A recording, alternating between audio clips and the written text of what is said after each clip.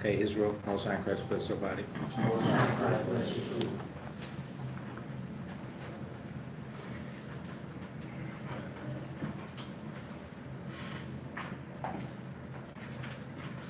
All right, so we're going to finish 1 Corinthians, the 9th chapter, the lesson concerning how us having the knowledge of the Lord and us not abusing it.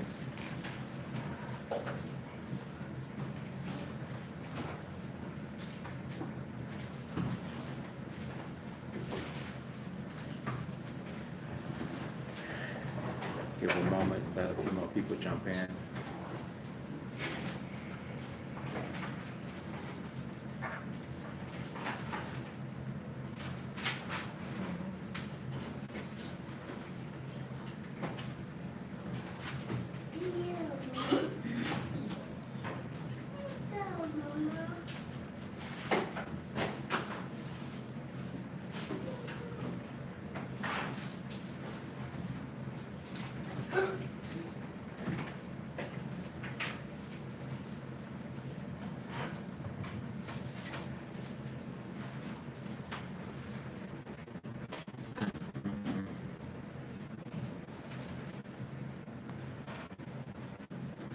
Okay, so let's start in Ecclesiastes, the 2nd chapter.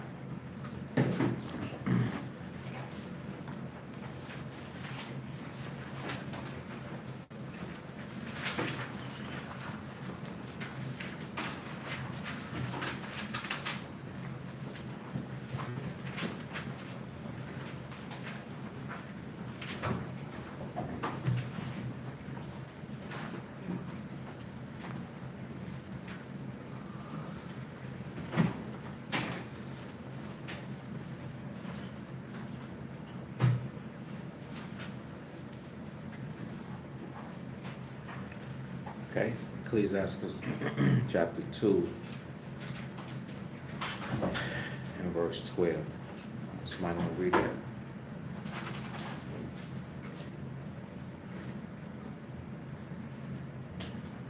The book of Ecclesiastes chapter 2 and verse 12. Woe be to fearful hearts and faint hands, and the sinners that go up to ways. Right. So we get in trouble. We abuse it. We know to do it. So what's the topic for tonight? What do we say? 1 Corinthians 9 concerning abusing. So abusing the understanding that we have. Because we have to be set by it. The longer you live in the truth, the more you will realize this is the survival of the fittest. And being the survival of the fittest,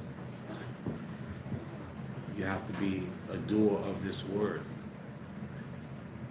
in order for the same thing with children. So if you think the Most High told children to obey the parents that their days may be long upon the land, same thing go with the parents. We'd have to obey his voice. You know, I had somebody just last night try to play that card. I didn't get into it with him. You know, say, oh, well, we all died. You know, because it was this brother from, you know, years ago that I know was in the truth. This is a young man. He had a heart attack. And I think that my first thought process was like, maybe did his wife poison him or something, you know. Because he's a young man, and when she said he had a heart attack, I'm like, okay, you know, did he get poisoned or something? And I didn't say that, you know. And then she said, and he had stopped eating pork and everything. And I said, well, it takes a lot more than just not eating pork. And that's when that card came out, you know, and I believe that this person was really probably just trying to justify themselves in some type of way. Concerning, well, because you know, people die all the time. I'm like, hey, yeah, we all got to die. I'm like, yeah, we all got to die. But, and then I just try to, you know, I put it together and put it in perspective, because I'm not a make bait type of person. You can't bait me into an argument. Either you a believer or you not. And if I sense that you somebody that's like that, I'm not the person to have that conversation with. You can hunt down somebody else and they'll go toe to toe with you, but not me. I mean, I've come too far and I got too far to go to stop and get tangled with you. But you know, it is true that we all have to die. You know, but reading in the scriptures is something called a ripe age. And a person dying in their youth, that's not a ripe age. Even midlife, that's not a ripe age. I mean, we want to see days. When I say days, I mean we want to see days, man. We want to see our children and our grandchildren and our possibly our great-grandchildren and maybe great-great-grandchildren. We want to see, you know, we want to see a good, ripe old age. And I understand that, you know, oppression will make you want to lie down and rest. But if you're in sin, you need to fight the fight. You don't need to lie down and rest, trust and believe, because lying down and rest, that's a serious thing right there.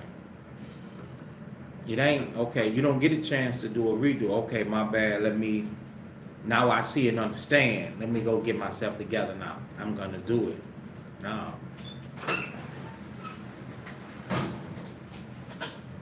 We have an opportunity now.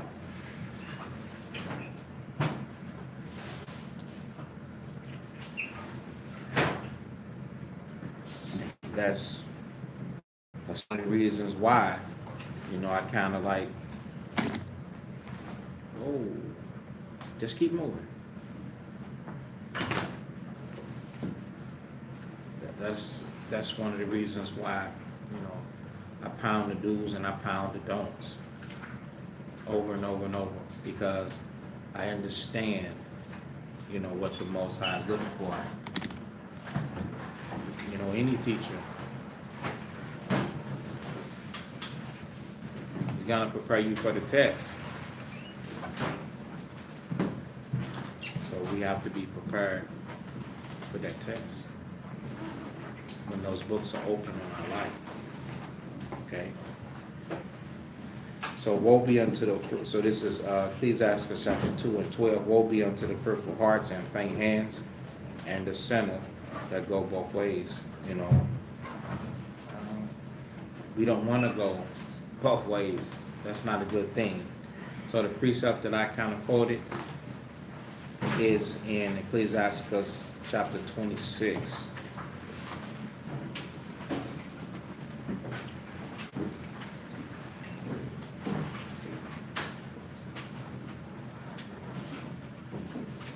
Let's see.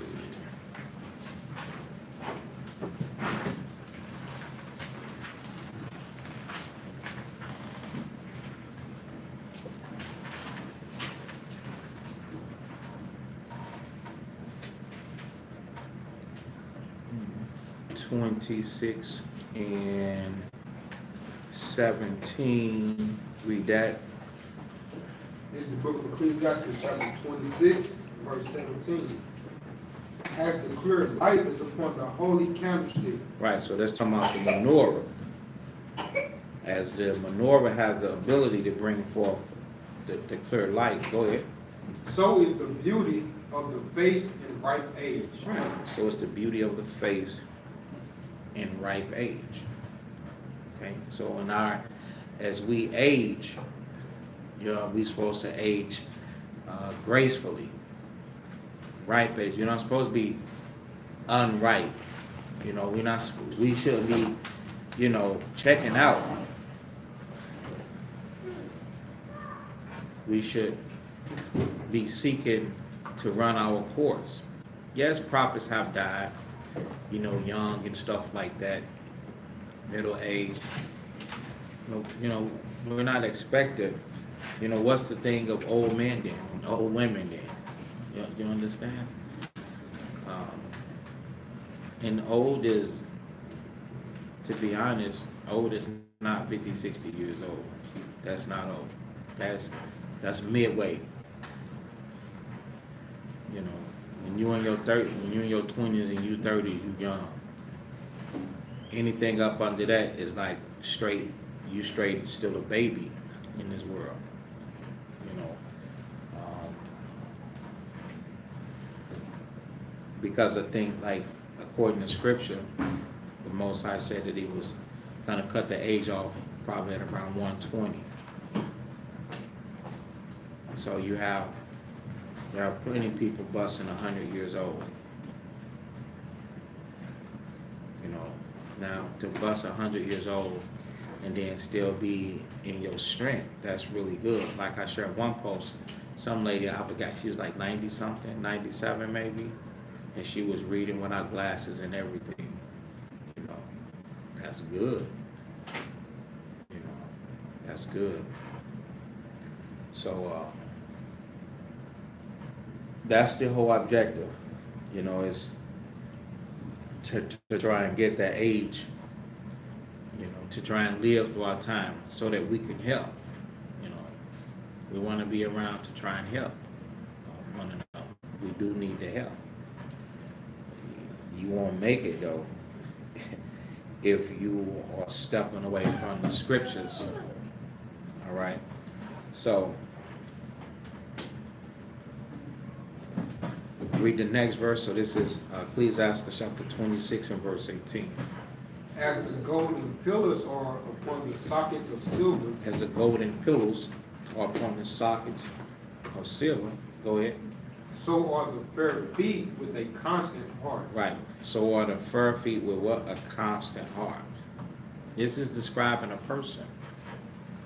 Okay. Now remember, it started off. It's telling you about the candlestick holder. Okay. Now, so a pillar is like a post or something. So say for instance you got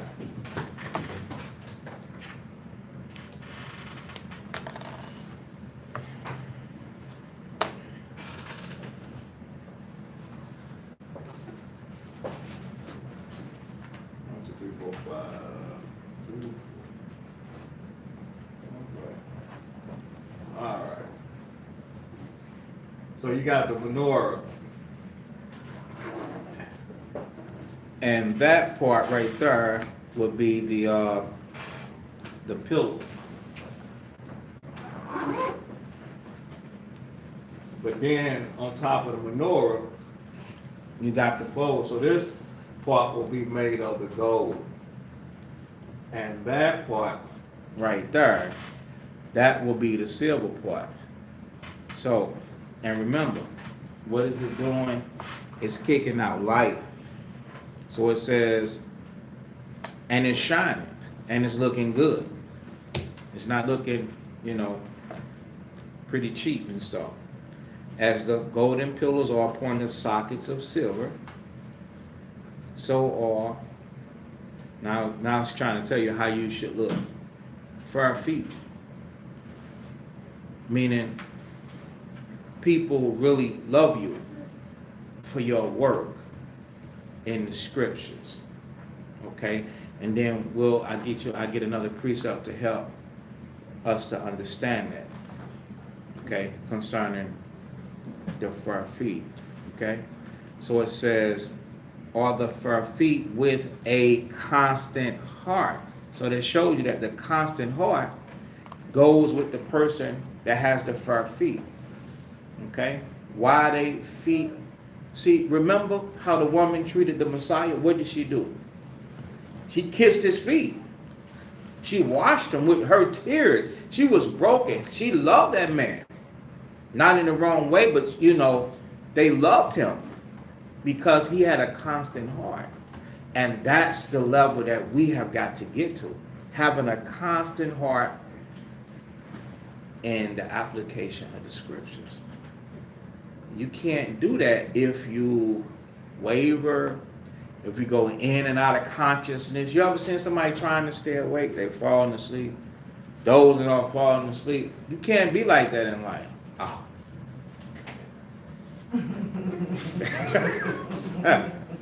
You can't. You can't be like that in the truth. You gotta have a constant, man. Even when it affects you.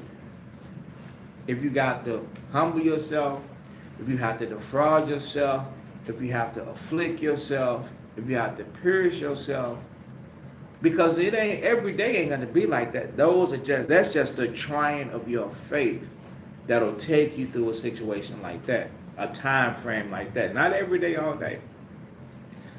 So, you know, there are seasons to when everything click. You feel good. Your spirits are high. You're a happy being. But then there are times when the Most High, He got to bring you through the course of life, and now He got to try you because you are here to do some good work. Okay. Let's see. So dealing with the fur feet.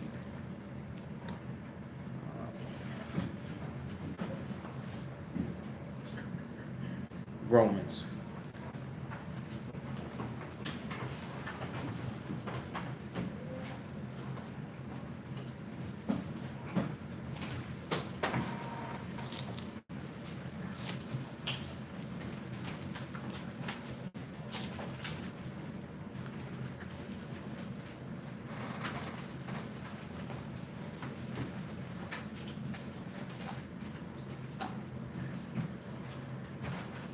Romans 10.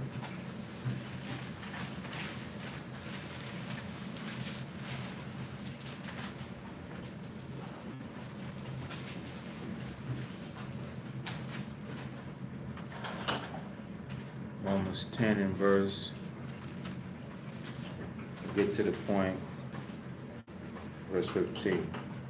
This is the book of Romans, chapter 10, and verse 15.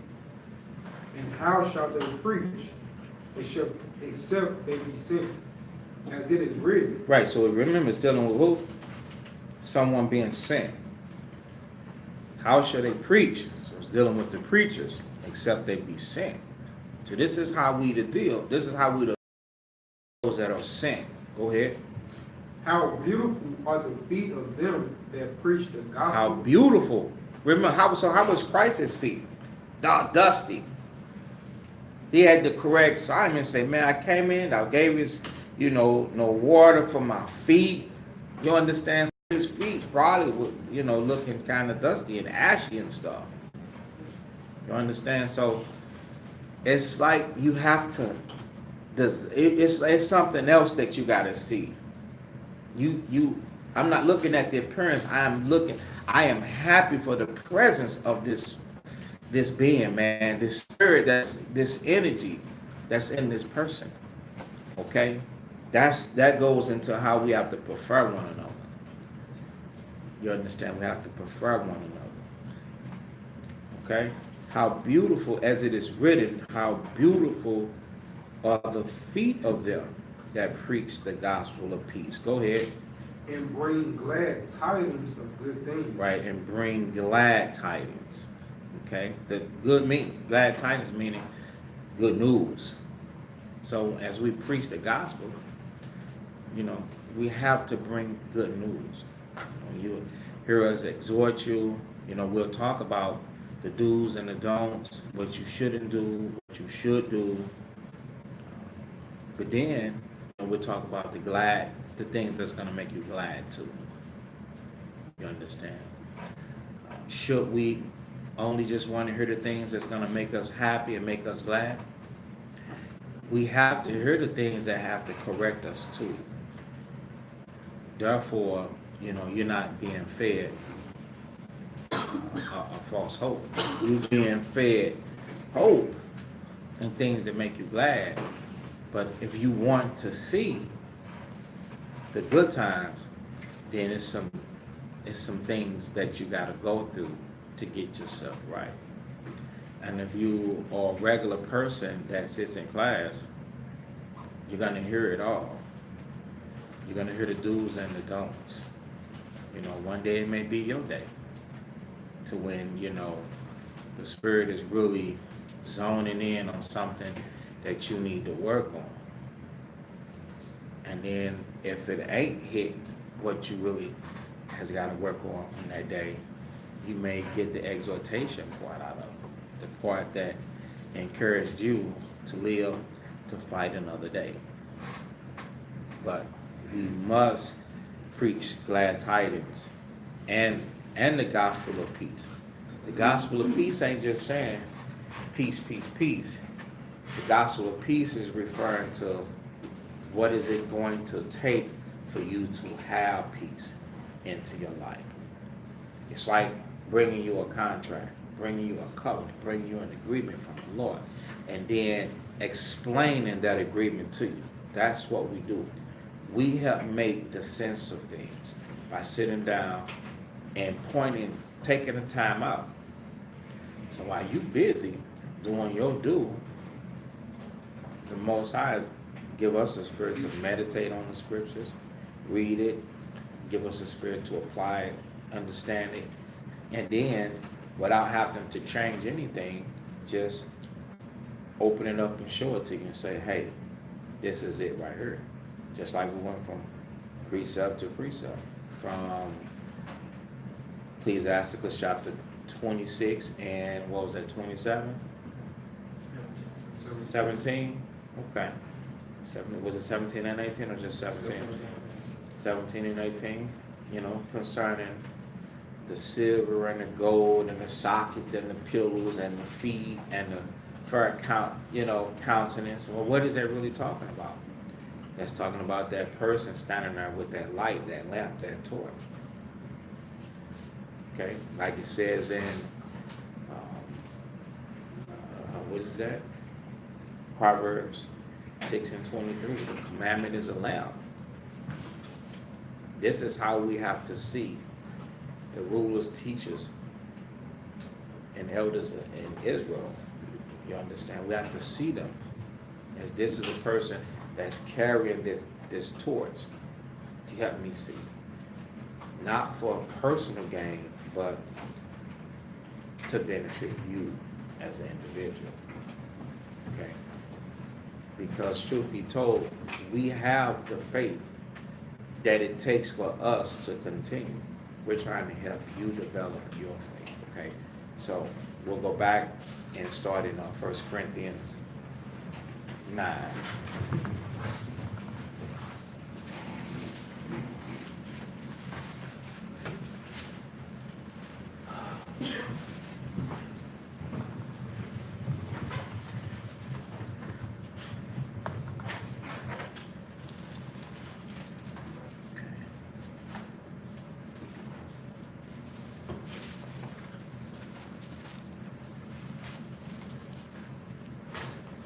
So 1 Corinthians chapter 9, and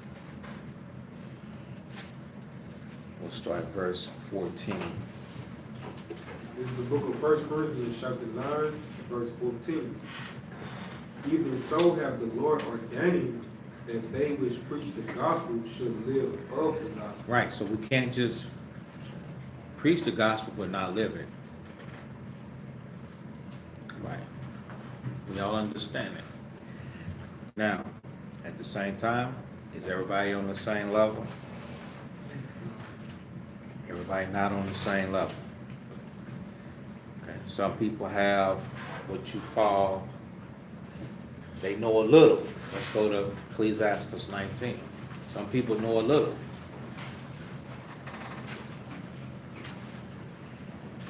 And then some people know a lot. Let's deal with that.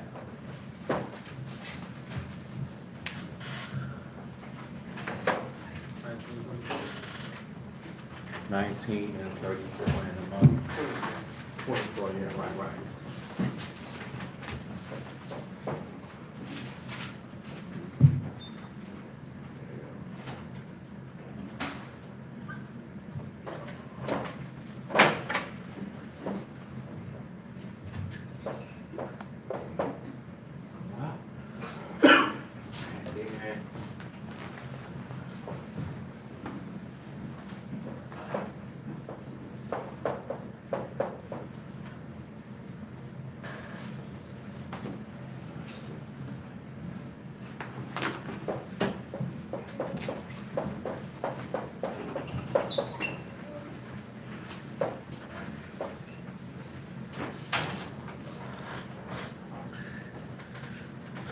So I'll read 1 Corinthians 9 again, and then everybody at the class should be at Ecclesiastes 19:24. So 9 and 14, even so have the Lord ordained that they which preach the gospel. Okay? Yet a lot of people preaching the gospel. As soon as you start, hey, knock it all the way off. Where's this book? Oh, you been go?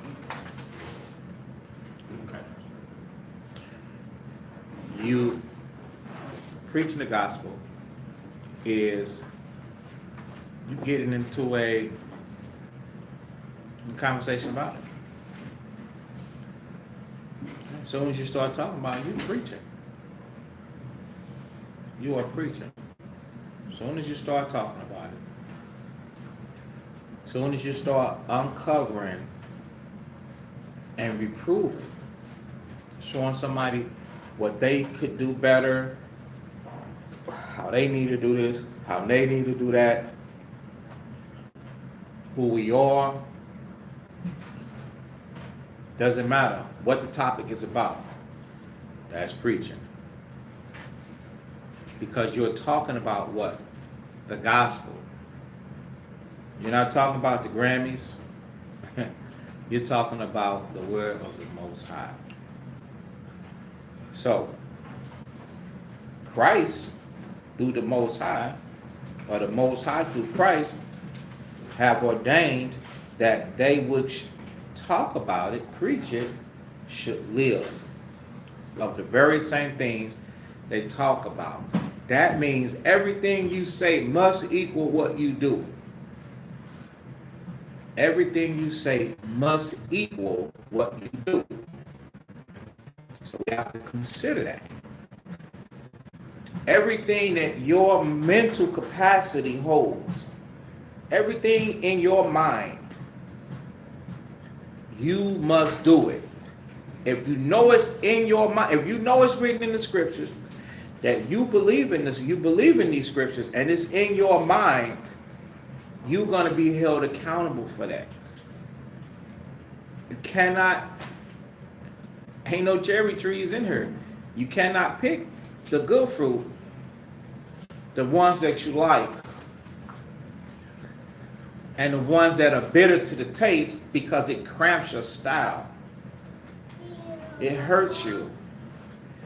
You can't do yourself like that. That is unprofitable for you. You don't hurt the Lord. It's unprofitable for you. In a moment of time, you know, I think most people, or everybody, think we should, on our own personal time, revisit that class, Eternal Death. I was explaining it to my son just maybe yesterday, which he grasped it. He comprehends quite a bit. You know, he's the type of person goes in and out of consciousness. You know, he fled to the shadow of Egypt. I hope that he returns. But as I was going through it, that's so scary. Somebody in the room that was listening understood it too. They were pretty much like, wait a minute, wow. So does that mean that everything in the kingdom is going to be set up? Everything is going to be going on while everybody else is still dead. That's exactly what that means. That means you miss out on it. So in torment, you waiting to think that the Lord will finally just someday be merciful to you. That is a mercy that never gonna come. And people don't realize that. That is look how long we've been here, man. Look how he say he loves us. To the average person, that might be extremely hard to believe. People have created something that they call a lifestyle without him. They call it atheist. Oh, he's an atheist. The Most High has separated himself, man, to the point to where people, they just don't believe. Well, I'll just take my chance, whatever. I know it's something from something, but right now I'm just not sure on anything. Now you tell me, those of you that the Father have called, you've heard the calling, He's giving you the Spirit to overcome your situations, and we use that as living proof to continue to change ourselves.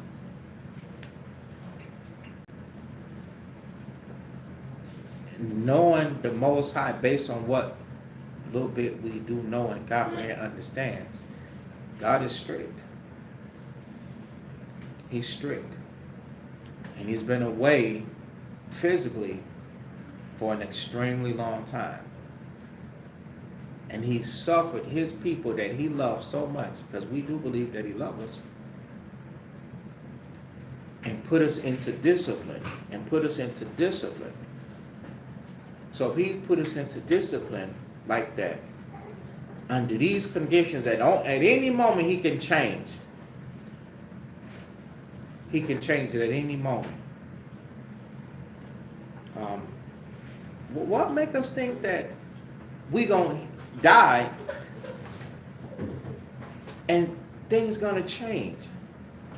He's just gonna be quick to be merciful.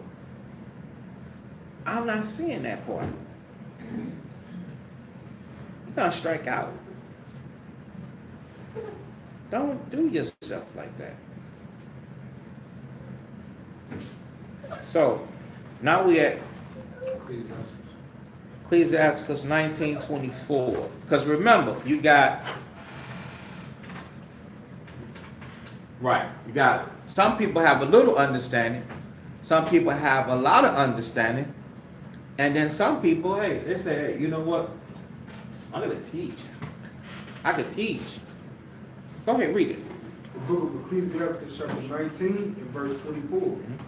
He that have small understanding and fear of God is better than one that have much wisdom and transgression the law of the Most High.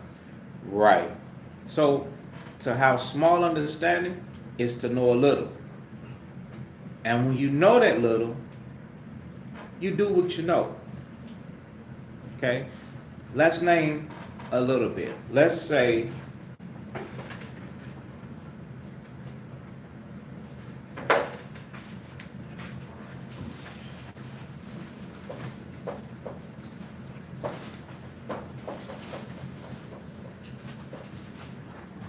you know some things about the Sabbath.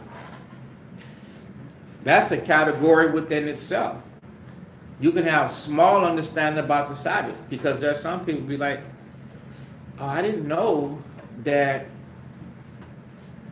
you couldn't still go out to an event. Some people try and be slick. Go out to an event, they're going to prepay for it. Booyah! I bet I got some of y'all. You're going to prepay for it. You can't do that. Oh, I bought my tickets early. You're sitting in the movie theater. You can't do that. Why? What's happening at the movie theater? They still buying and selling. You in somebody's tent. You in the tent of the nations. They're still buying and selling. Is that arrest? No, that's not arresting. They're still buying and selling. You sitting in the midst of that. Okay? When you read the law, nobody could not even go out of our gate. I find that just, for edification to show you. Let's see.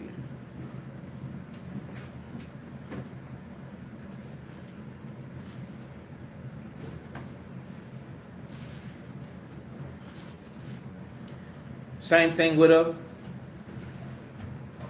music concert or something like that.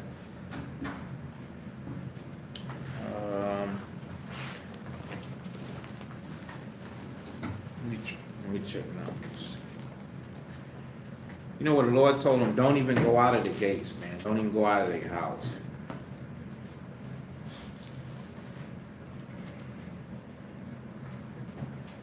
On the Sabbath.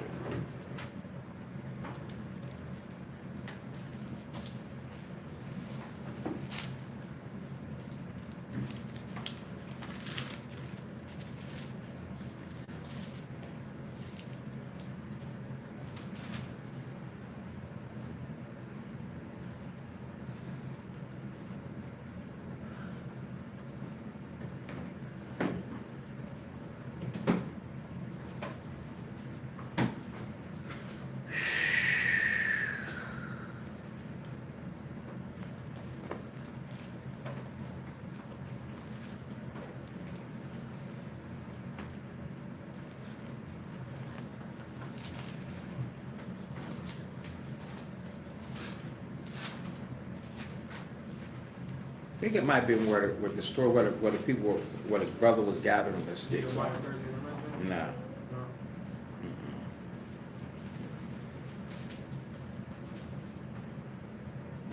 Exodus 16:29.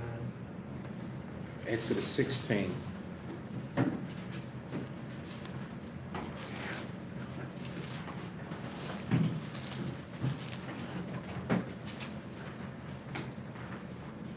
Yeah, Exodus 16:29. Exodus 16:28. This is the book of Exodus, chapter 16, and verse 28. And the Lord said unto Moses, how long refuse ye to keep my commandments and my laws? Mm-hmm. See, for that the Lord had given you the Sabbath, therefore he given you on the sixth day the bread of 2 days. Abide ye every man in his place. There it is right there. Abide ye every man in his place. Okay? So it wasn't going out for our pleasure. Okay? We have a civil duty to devote ourselves unto the Most High. And if you're not devoting yourself unto the Most High, then if you're not in transit to come and worship the Most High, then you shouldn't be doing anything else. You should have everything on the 6th day. You should have everything that you need to actually provide adequately for you to just be at complete stop. That's what rest means. It means to stop. Okay, go ahead. Let no man go out of his place on the 7th day. Right, let no man go out of his place on the 7th day. That means you would have to come to a rest. So you can't pre-buy tickets. Years ago, and I'm gonna say this, back in 2000, this is 19, so back in probably like 2003, 2004, it was certain R&B people that I used to listen to and used to want to try and see them live. And in the summertime, the Sabbath day, so I was trying to go to a concert. In the summertime, the Sabbath day, it ain't over until like 9:30. Well, those shows were starting at 7 o'clock. So I would be waiting until it's completely dark and then rush down. I did that like 2 years in a row, then rush down there to the thing, and guess what was up? It was over. It was a waste of time. So now it's just pure nonsense to me. But it takes years to get there. That's why I don't throw rocks and bricks at people. I just bring out the scriptures and say, hey, don't do this, and hey, don't do that. Because everybody, you're going to get there at a place and a time when you understand. Okay? But no, you can't do that. So you got people that have small understanding concerning the Sabbath day. I didn't know I couldn't do that. No, you can't do that. We helped put together another congregation and a whole body in another state. I go there to visit.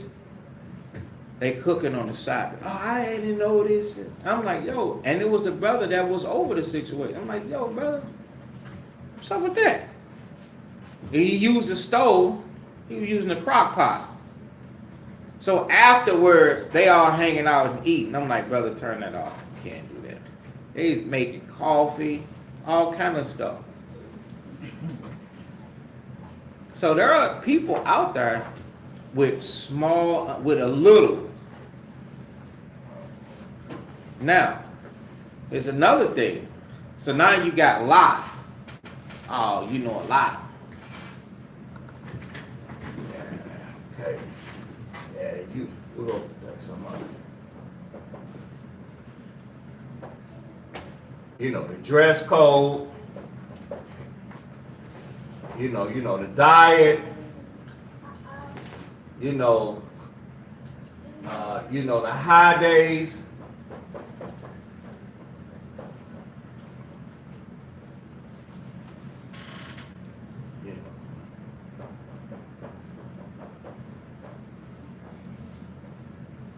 You know some Hebrew.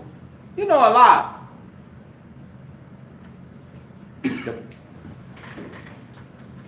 The problem that this person can run into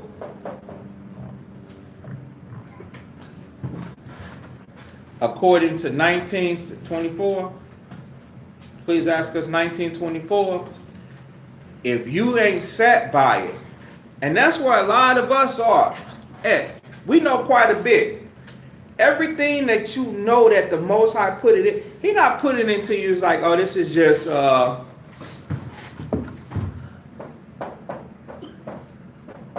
FYI, for your information. I'm just being informative to you. I just thought you should know. No, this ain't that type of a party. You're supposed to be doers of this word and not hearers only, deceiving yourself. What are you deceiving yourself in? What are we trying to make it? We're trying to make it, we're trying to be on the roll call. Here, sister such and such. Here, brother this, but here, you trying to make that roll. You're trying to get your name in the book of life. It's going to take you being a doer of the work to justify. Because if the Most High justify you in sin, He going to have to justify us all in sin. The only way that you're going to be justified and covered under the grace and mercy of the Most High is if you are trying and you are in ignorance. Then it's up to the Most High whether you fail or not, whether you stand or not. But knowing and then not doing it, that's not going to cut it right there. And that's through the Spirit of the Most High in Christ. We got to try and get our people up out of that vibration of knowing and not doing it. You're going to last longer. You're going to last, you're going to survive. And remember, all this is a choice. Okay. So, then you got dun dun dun dun.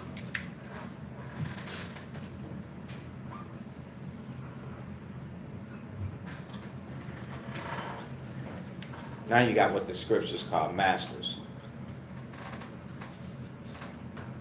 A master is somebody that understands the little and the lot, and from experience have navigated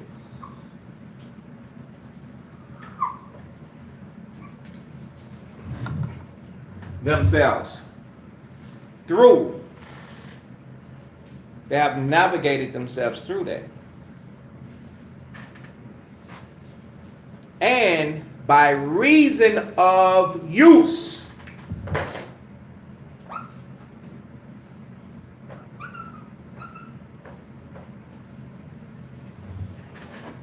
use. Meaning they have been using these laws, statutes, and commandments. They have been applying them. And they have their senses, their mind exercised to discern both good and evil.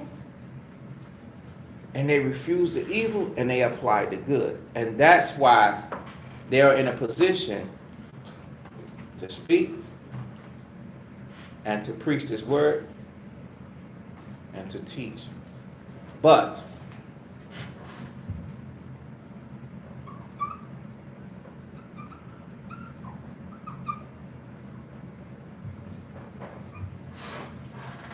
you have to beware, because you're held at a higher standard.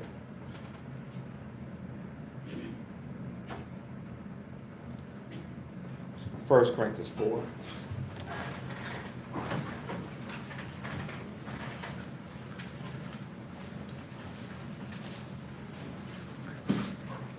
Anybody, whatever, you speaking and you preaching about, you want to say God, the Most High, because the people that's in this earth, meaning on the earth, they belong to the Father. They belong to God. And if you come and you say, I am a messenger of God, your message has got to be right. Your message can't be about you. Your message can't benefit you. Your message have got to benefit the person. It has to be good to the use of edifying, that it may minister grace unto that person. The thing is, why sometimes we have to wait on teaching, wait on ministry, wait on exhortation, we're getting ourselves together to where we're bringing forth fruit of repentance that are meet. That are meet. Bring forth fruit meet for repentance. That means equal. So we say we sorry. Now, I've said this before a week or two ago. The day a person says, I'm sorry, that ain't the day that you are a changed person. That day is only the day that you acknowledge that, hey, I got something to do. And I don't want you to be angry with me. But you ain't brought forth one stem. You ain't brought forth one piece of blade, one piece of fruit. You still in dirt. I'm just being graceful to accept an apology and not have anything against you. So I'm going to let you grow. But you still got growth to do. You still got work to do. So in the dirt, you must come up out of that. A blade, a stem, some stalks. Some got to come up out of there. You got to grow. So it takes time. And now it takes time. And someday it has to equal all of those words that came out of your mouth. It has to equal that. But quite often people feel that because they are apologetic, that means that they have brought forth the fruit of repentance. You have to bring those fruit forth. And those fruit is actions. And that action comes under different duress. Doesn't come under all, I'm having a good old grand time. It comes when you pressure to do that like quality thing. That's when it comes. And then when you have a different reaction other than the one that you had before, the person that deals with you is going to see that apologetic person. They're going to see that what you said, that you was mindful of it. Okay? So, 1 Corinthians chapter 4 and verse 1. This is the book of 1 Corinthians chapter 4 and verse 1. Let a man so account of us as of the ministers of Christ and stewards of the mysteries of God. Right. So when you get to this point here, you speaking, you teaching, people, that's all you should be known for. That's okay to be known for something else. You have a trade, okay. But top priority, you should be known as the minister of Christ, and that you are a steward of the mysteries of Christ. So now, let me get the definition of a steward for you.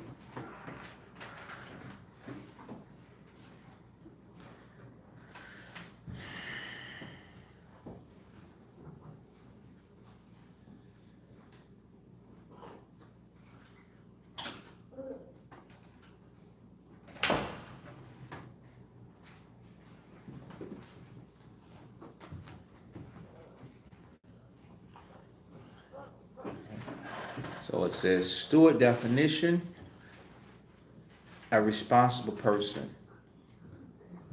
It gives some examples like a flight attendant and blah, blah, blah, blah. Uh,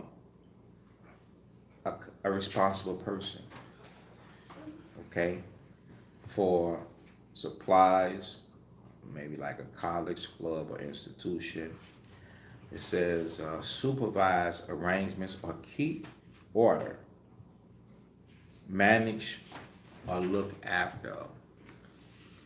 So when you get to the point to where you are teaching, you are a competent person. You are a responsible person. Did it glitch out? I don't know.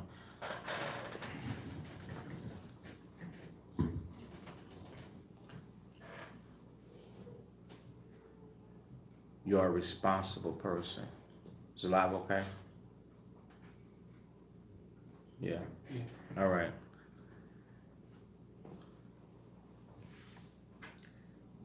So you have to manage, you have to look after, can't fall to pieces on your watch. Everything has got to be in order. You have to be after the welfare of the program. Somebody else that's froze. Nah, it's froze. Just start over.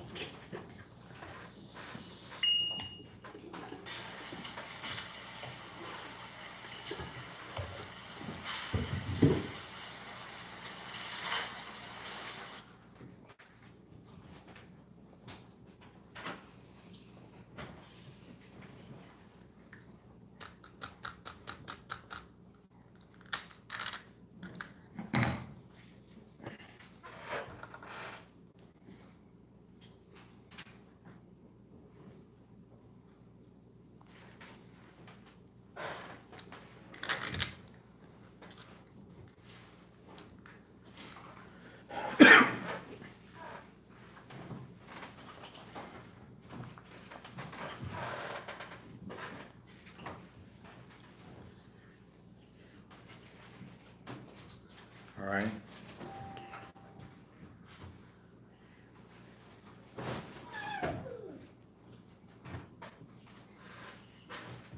So we're still in 1 Corinthians chapter 4.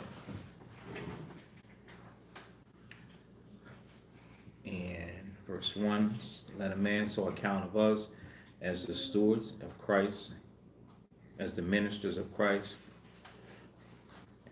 and the stewards of the mysteries of God. So that's going into the scriptures. Okay? So that means that the doctrine of the scriptures, which is repentance for remission of sins. And with that being said, you have to teach the laws pertaining unto that. So we have to manage and supervise that. So if you managing and supervising, but then like in Corinthians 9, you're not partaking of it and you're not eating of the things that you are supervising and being held responsible for, there's a hefty cost to pay. Okay. Verse 2. So we're at 1 Corinthians 4 and 2. Read that. 1 Corinthians chapter 4 and verse 2. Moreover, it is required in stewards that a man be found faithful. Right. That we be found how? Faithful. Right. That means, hey, we have to be everything that comes out of our mouths. We have to exhaust our spirit into trying to become that thing. If not, it's devilish. Okay? Uh, Now let's go to James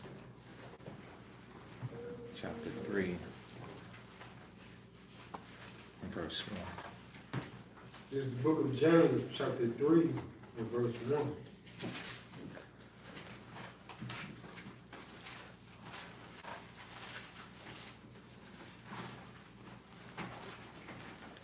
James 3 and 1. My brethren, be not many masters, knowing that we shall receive the greater condemnation. Right, so another word for master is teacher. Because we have to beware of that. Okay? Everybody, that's at the same time. It's not meant for everybody. At the same time, you know, there are stages and steps that get us to that point. And we move to that place and appointment as the Most High see fit. That's why Paul was teaching that, hey, the Most High has, as he have appointed some in the church, apostles and prophets and teachers and evangelists and so on and so forth. He did it as he see fit. Okay. But by the course, we all are destined to be put in that position to where we will eventually be edifying one another.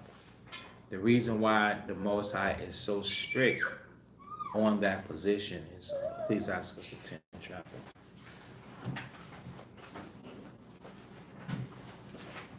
We're going to Ecclesiastes chapter 10 now. We was at 1 Corinthians 4 and 2. Ecclesiastes chapter 10.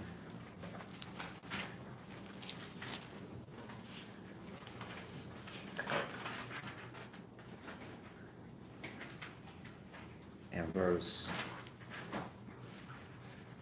1. Hold that. Let's see if this other thing will go with it too.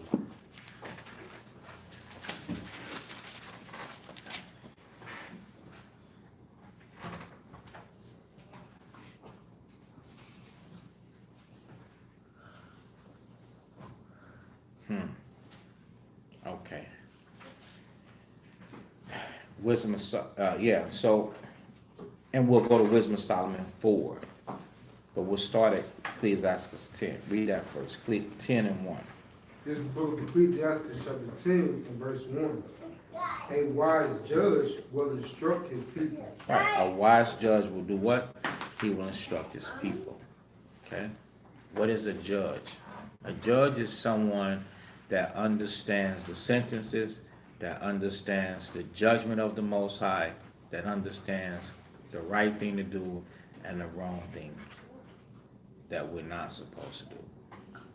And you get that understanding from experience by going through certain things. You don't get the understanding just by reading the Bible and memorizing it. Make no mistake. You got all the nations has memorized bits and pieces of the book. So does that mean that they are a judge of the book? No, they're not judges of the book. So amongst the true people that this book belongs to, we get the understanding from the experiences that we go through. So stop whining and crying and about the hell of a situation that you're in and that you have to go through and walk the walk. When you're down, you have to reach out. I say it all the time. And get help from somebody to help you go through the things so that you can survive. That's why the scriptures do teach us, depart not away that you may be increased. I mean, we read that all the time, but as soon as we start going through something, we want this situation to hurry up. Hurry up and go away. Hurry up and go away. That's your wisdom that you rushing off. It's put in your life for you to get experience from it. It's a training. What if you were on some, you was learning a trade. You was learning how to do floors. And then the floors turned out beautiful. And like, I could get down there and do that. And then showing you how to put the design in. But then as soon as the materials show up and everything is nice and swept and everything is ready to lay down, and you got all the energy and you happy and now you're ready to get to it, somebody just rushed you off to leave. You're like, wait a minute, I'm finna miss this part. How'd they do that? That's what I'm saying. You don't want to be rushed off to leave. You're like, no, I'm gonna stand here so I can see it. And then when you really get hands on, that's even better than standing to the side and seeing it, because you see it. Okay, the tongue goes into the groove. You tap it so it's locked in. You put a few staples here, there, and there, and there, but don't do it too far here because this. When you go, you get experience. Like, man, okay, I got experience doing this. And then what happens when you do that a lot? Even when you don't feel like it, but you do it. You become good at it. You become proficient at it. You understand? And that's how we live our life on a day-to-day basis pertaining to whether it's a stubborn child, a rebellious wife, a rebellious husband, a wicked brother, an evil sister, a nagging neighbor, some wickedness on a job. That experience, we have to fight through it.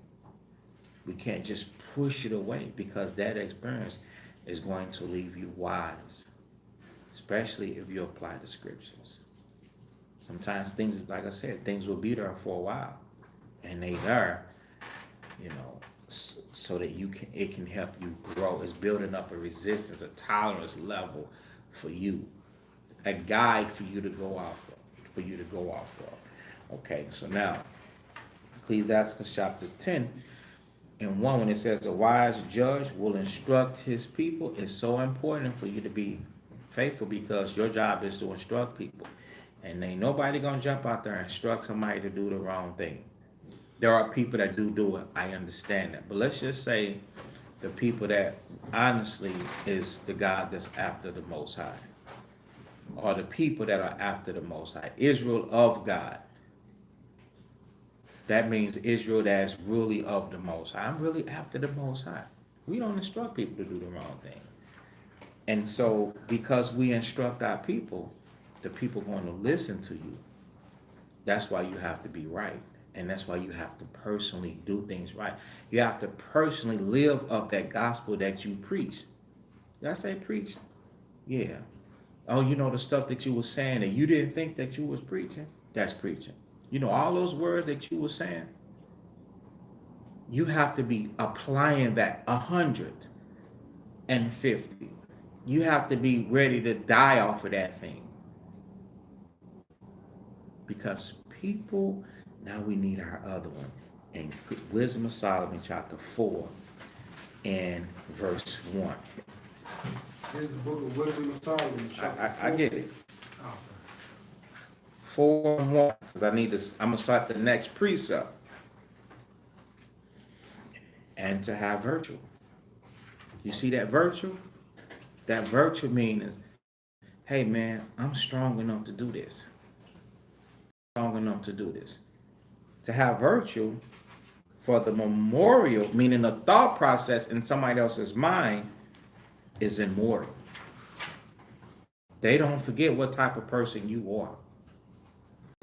Because it's on with God and with men. When it is present, meaning when people see you, men take example of it. So they're going to do what you do. That's why everything that you say, you got to be doing it.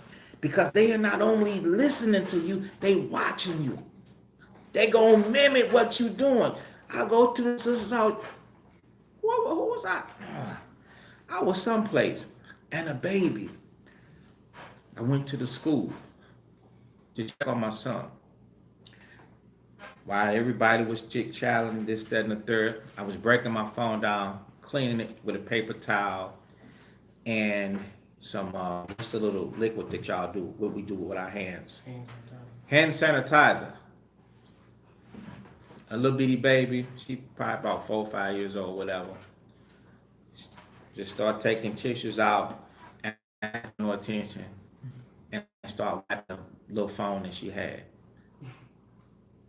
And I didn't realize it until somebody, smiled and took the box of Kleenex out because she kept pulling the Kleenex, but she was cleaning her phone.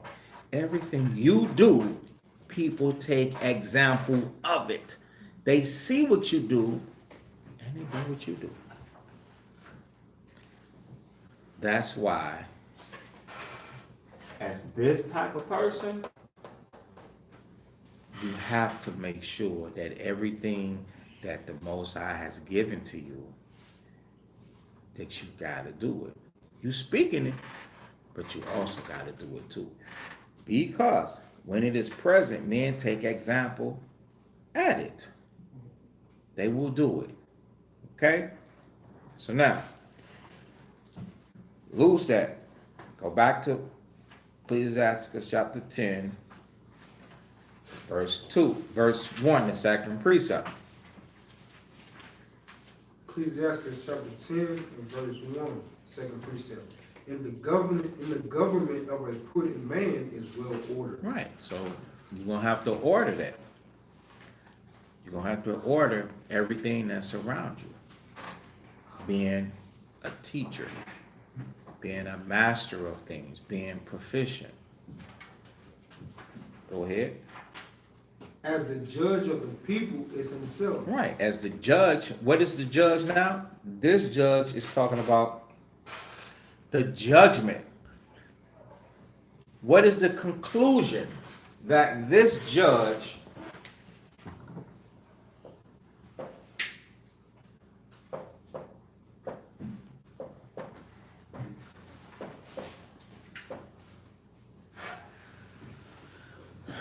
What is the conclusion? The conclusion that the judge come up with is the same conclusion that his people is going to come up with. That's why it's so important for you to do what you say. Whatever come out your mouth, you know the right things. If you need to back down and then you need to be somebody that knew a little, that's okay. It's better for you to do it yourself than for the Most High to do it to you. Because if the Most High do it to you, you're going to be embarrassed. Okay? So, go ahead. And so are his officers. That's where you at, right? As the judge of the people is himself. And so are his officers. Okay? Because then that judge will appoint other people to do what? To help him.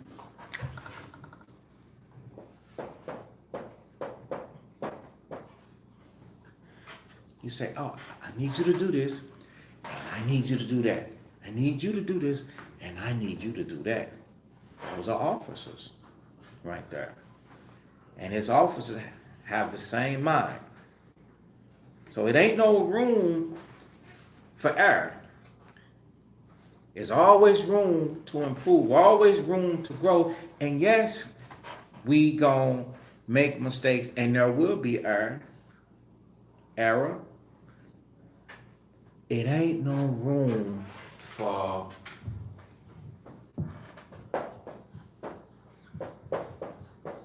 pride. That's what I mean by error. It ain't no room for the pride.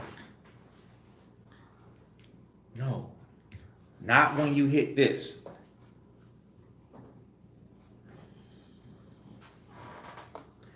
That's why the scriptures say not a novice. A novice is somebody that's inexperienced. He still is a babe. What's going to happen with a novice? He gonna be lifted up with pride. He gonna fall into the condemnation of the devil. He gonna listen to the devil and not the scriptures. He gonna be full of himself and full of his mind and full of affection and full of emotion and full of his ways and how he wants things to be instead of full of the word, instead of full of the scriptures. And then he guide people like that. His people will be like that. What would happen according to the scriptures in that situation? I'll show you. That's a bad situation. It might be 26. About being wrapped in the Torah.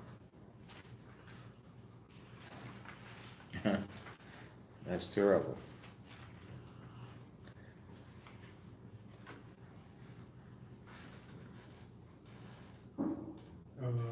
21. Please ask us 21. My phone just don't give me no justice.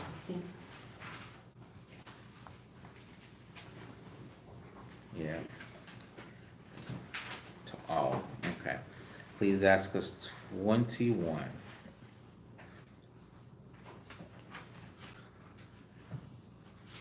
And verse 9. Go ahead, read that.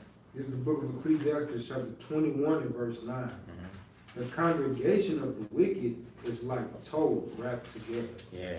Tow is tar. Tow is pitch. And what do they do with the tar? They burn it. So the Lord said the congregation of the wicked is like tow. Read. And the end of them is a flame of fire to destroy them. So the Most High will destroy. So we don't want the Most High to destroy the work of our hands.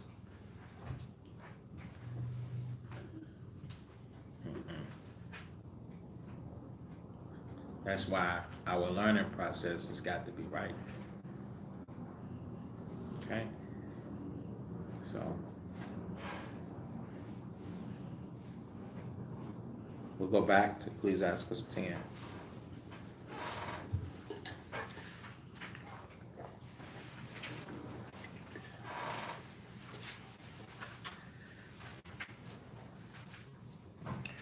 Okay. Ecclesiastes 10:2, as the judge of the people is himself. We understand that much. That part right there, right? What's that saying, Tazwa? 10:2. As the judge of the people is himself. What is that saying? Everybody has the same spirit, mind frame. Right. The same judgment. The conclusion. Right? So is his officers. So the people have the conclusion, like the judge, and the officers. That puts everybody on one accord, right? Because not only did they hear it, but they also saw it. Okay? And what manner of man, see, so manner is a disposition, manner is actions. So it's actually bringing up that this person, his actions, right? Everybody see that. That's what that word manner is talking about, his actions. So what manner of man the ruler of the city is, such are all they that dwell therein. So we want everybody to be like that. Okay? And that's why we have that saying. Y'all see that saying at the top of our board? If every man was just like me, what kind of sanctuary would this be? And that's not so much as referring to me, because the person that's saying that, they have to think within themselves, if everybody was like me, what would this be? And if that person is stumbling or struggling or doing the wrong thing, that would be like, I would destroy this congregation. So let me do what it takes to get out of this mind frame, because every time we say that, this is correcting me. I want to be like Christ. So in order to be like Christ, I have to change what's convicting me in my mind when I read that, because we all such are all they that dwell therein. We have to all be like-minded on one accord according to the scriptures. Okay? So,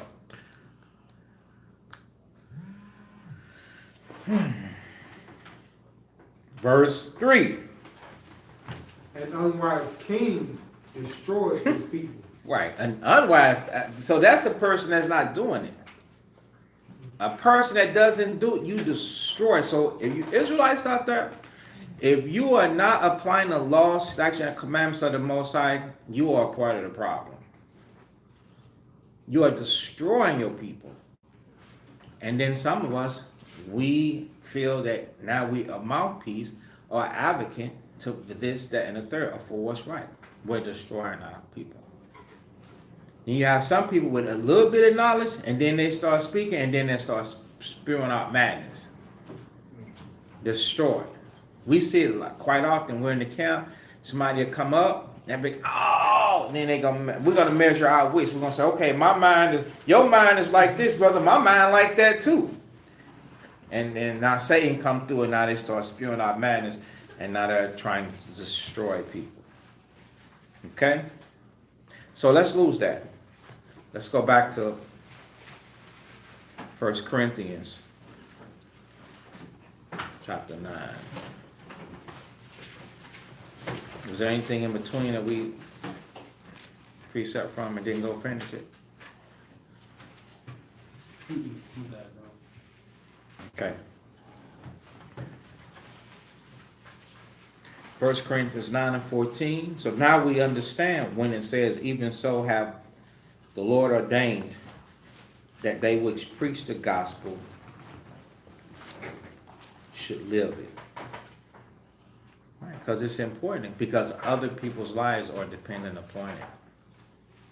This is how we shape the Israelite community up, known as Black and Hispanics and Native Americans. This is dispersed throughout the four corners of the earth. This is how we shape them up. We shape them up by making a commitment to do it ourselves, regardless of where you at in life, regardless of what you're doing. We make the commitment to lay down our life, which consists of fornication, lying, wickedness, stealing, covetousness, adultery, idol worship, religion, philosophy, science, the nations, and now it's time for us to start treating the mindsets of our people. And everything that we were doing that was against the scriptures, we start putting that down because it's the right thing to do. And when we put that down, we have now prepared ourselves to be some type of hope for somebody else that's looking to do the same thing.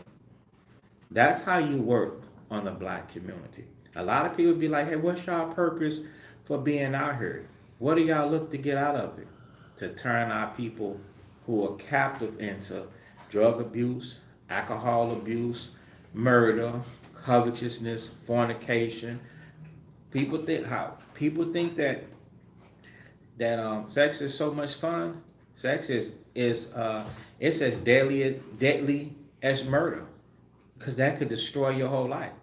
You can lay down and have sex with somebody, even if you don't corrupt your flesh with a life-threatening illness or disease. You can put yourself in a perpetual servitude for umpteen years, and then give your prime in child support. You can destroy the lives of little people. They're gonna grow up to be big people, and now you hate it as a parent. That's a death, man. That's a death trap just waiting to happen. But through our faith and our examples, when we knock it off, and now we become the psychiatrists, we become the counselors, we become the teachers, we become the true elders in our nation. Because once before, our elders, all they did was wait for government assistance. They took what they had coming, and they kept it moving. But that's not us no more. We become the welfare of the world. Let's get that, man. So, go to Ecclesiasticus.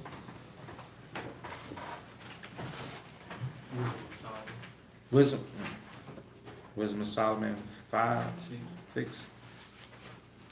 I keep thinking Ecclesiasticus 25. Wisdom of Solomon 6. And 24. Thanks.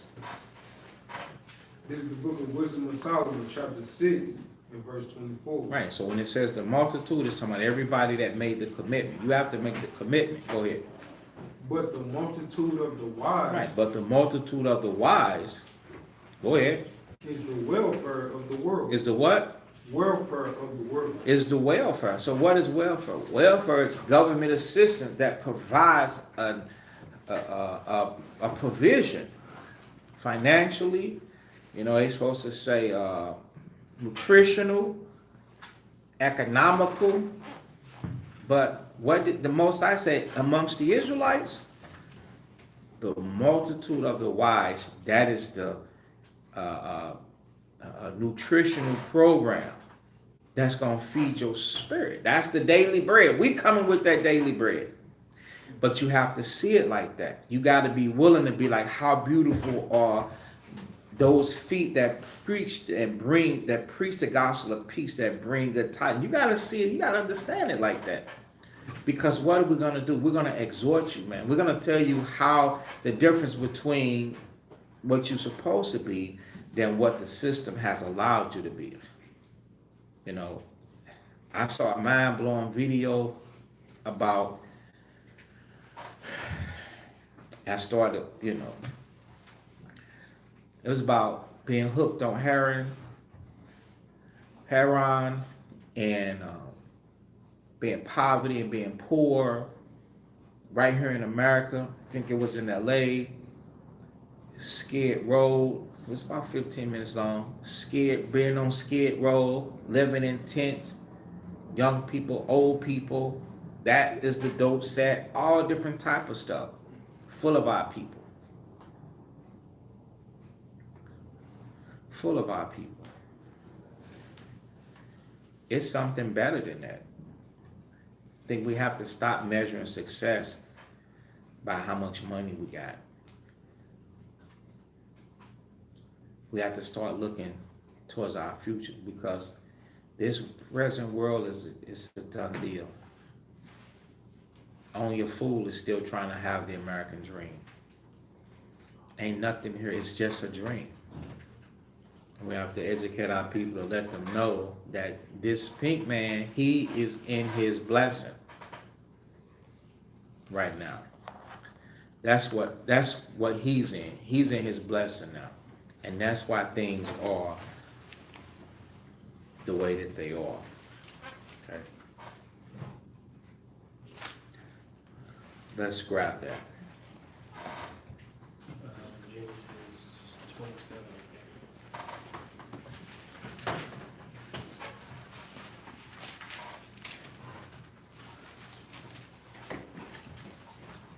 Genesis 27.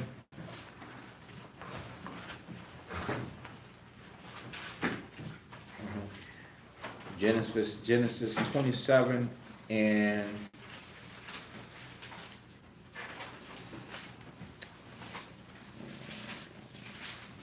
$37. 38. We just get straight to it. Genesis chapter. Y'all share the video. Chapter 27 and 38. And this is why the one that is pink, like he called himself white. He is not white. He is not white. White signifies pure. He is not pure. He has a audacity to call us niggas. Look up the definition of nigga. But somebody type it in the correct way it's spelled according to scripture. N-I-G-G-A-R-D, niggard. You don't have the means to be a niggard. When you look it up, you're going to be shocked at what it means. You don't have the means to even be called that. They are the true niggas. So when you see them, you be like, nigga, please. But you don't have to say that. Don't say that. Don't say that. You know, they go Billy Club you. I don't want you. They don't even carry the Billy Clubs no more. They just straight shoot you. Man. Okay. Genesis 27 and 38. Read that nice and strong. This is the book of Genesis, chapter 27 and verse 38. And Esau said unto his father, Hast thou but one blessing, my father? Bless me, even me also, O my father. And Esau lifted up his voice and wept.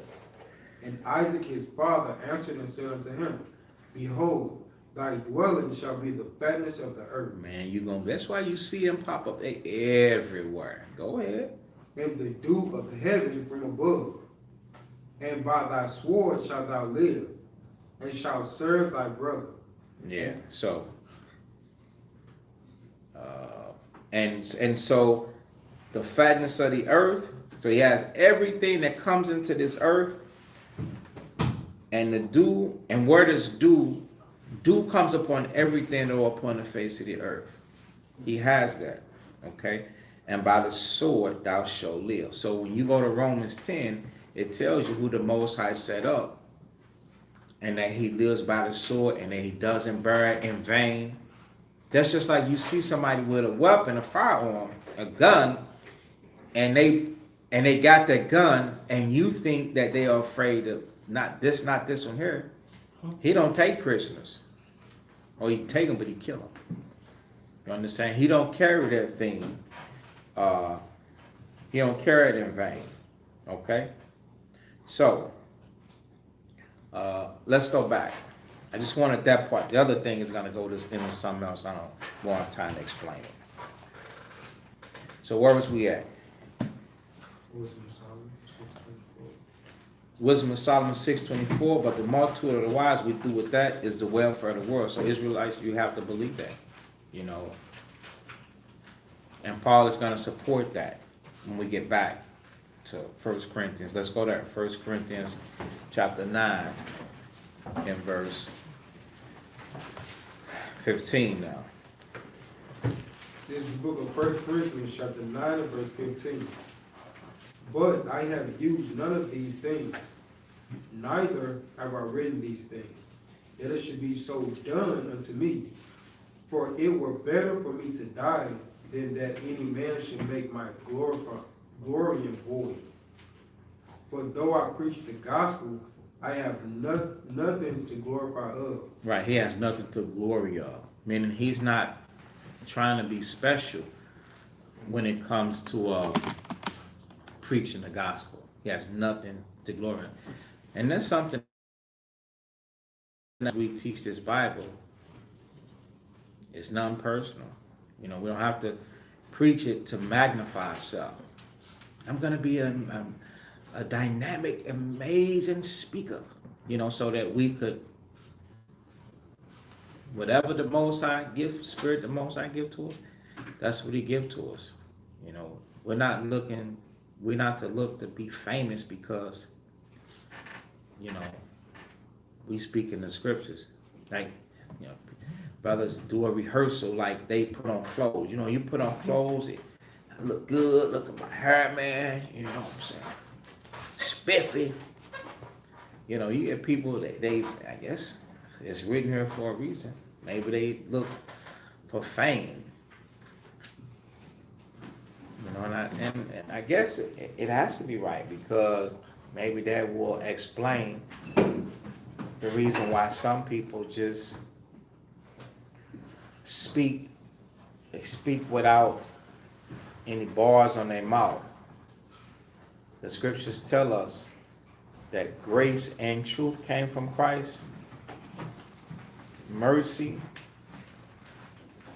Some people are merciless. Merciless. They slaughter the sheep. They offend them. When the Lord sent us out, he sent us out. And yeah, everybody is in sin. Don't go out. You don't have to go out there and fight them. Go out there and cuss them out, disrespect them, call them out their name.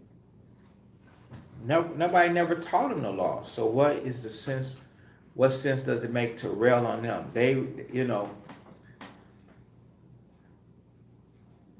it doesn't make much sense to rail on them. That's smiting them. It's like they come up into the camp and you just start beating them. They're like,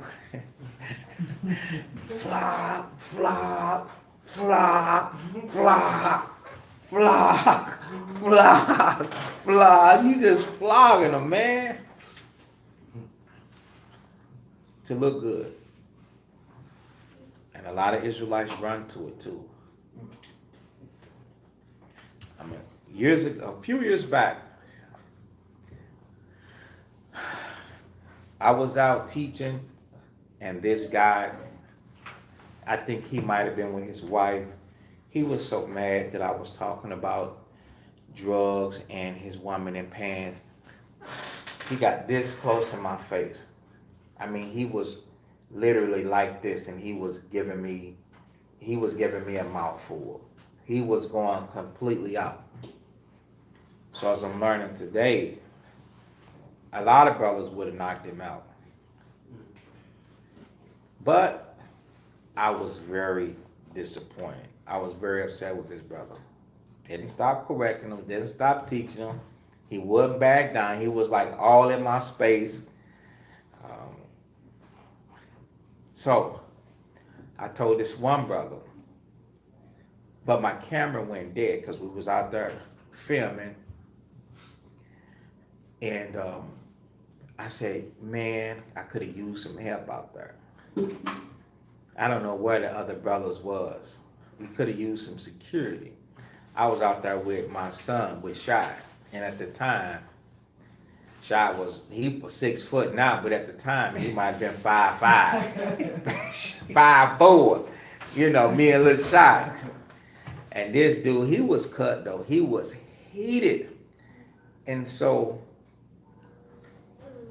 when I told this other brother, he said, "Oh, you supposed to say some battery life. That's what people want to hear. They want to see that." He said that. So Israelites, they take this truth for an amusement thing.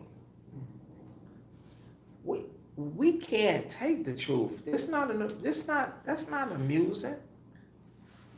That's a disgrace. Neither can we be feet swift running to mischief, man. All praises, brother. We can't have feet swift to run to mischief and stuff like that.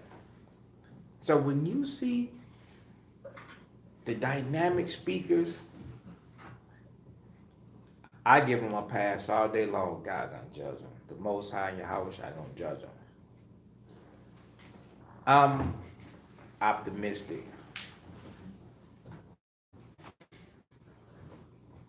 I know how to lose, and I know how to win.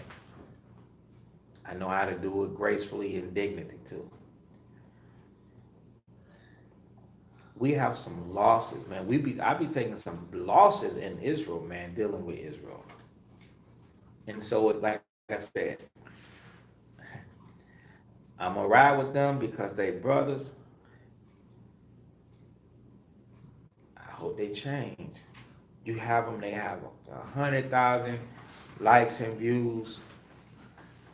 I'm in no shape, form, or fashion jealous over likes and views. Because I know and understand how many people did the Lord save? 8. It ain't about likes and views. And I'm sure during that time, there was somebody else that had a whole bunch of people listening to them. But then there was this one brother that was devoted unto the Most High. And the Most High said, I'm going to save you, man. And I'm going to write this thing so that this world remembers that it ain't about numbers.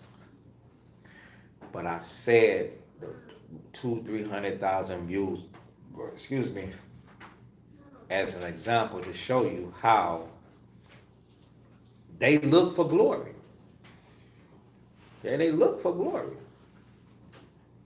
And they get paid for doing that too. They get paid for those channels. Because what YouTube do is they insert commercials inside your videos. That's right. Them long videos, if you a popular person, they're gonna pay you for your popularity. They give you a few bucks. And they're gonna insert something that they want to sell. Because then they get paid off advertising. But say for instance me, if only 10 people see my video, they ain't gonna put your sale, if you trying to make hundreds of thousands of dollars, they gonna put your video, your work statement inside this video because people ain't gonna come, they not frequenting that. But then let me be somebody, I'll give you an example. It's this man, and I'm gonna hold my tongue. He's not very smart. And he be shooting guns. And a couple videos I saw him, he like, yeah, I'm out here, and I forgot, as y'all can see, I forgot my ear protection. And so he'd take his gun and boom, boom, boom, boom, boom. And he got his son filming him. Oh, he jammed. You seen that? You seen that heavy set dude, right? He be tripping, don't he, man? It doesn't, there's nothing professional about his videos, but it's like, because he be on some ignorant stuff, like he's special needs or something. He don't hold his gun right. I'd be like, I hope you don't shoot your son. You notice all of that? Then had his son holding a gun, right? That type of stuff make us look bad. It seems like they take the stupidest person that they can find and put them in front of a camera. He'll have 200 views. It's like people, they run to stupidity. They run to ignorance.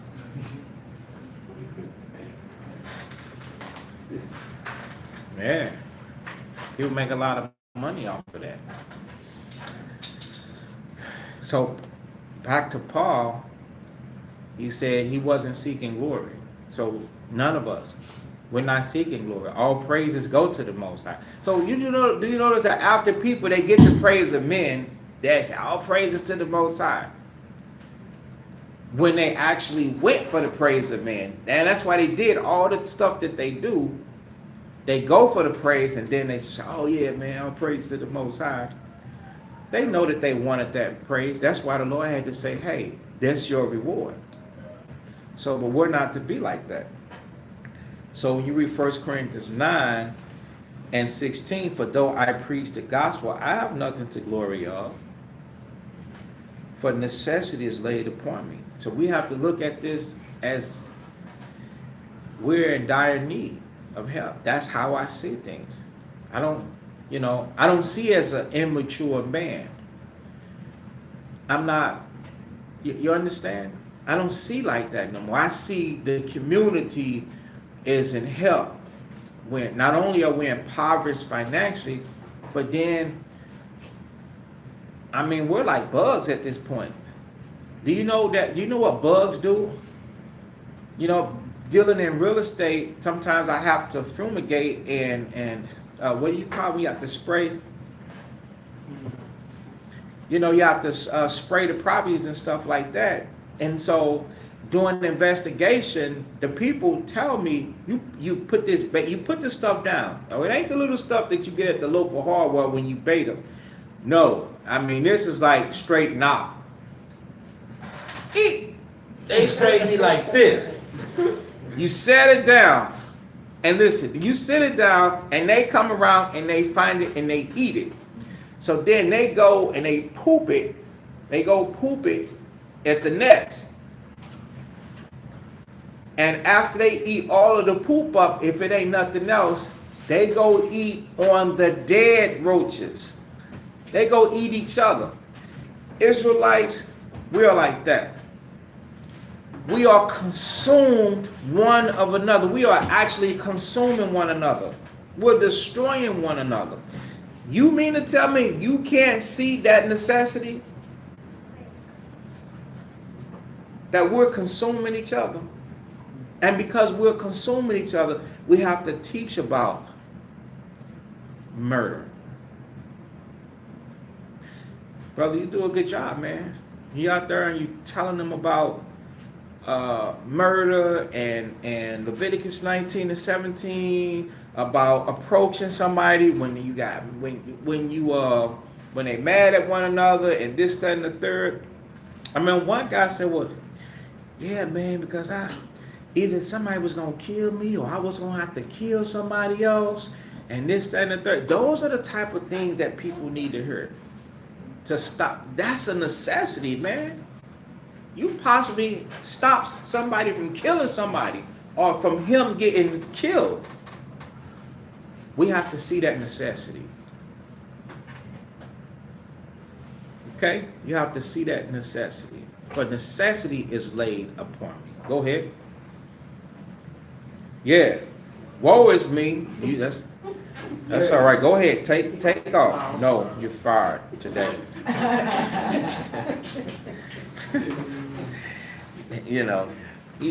This is like, you're supposed to wait for your boy.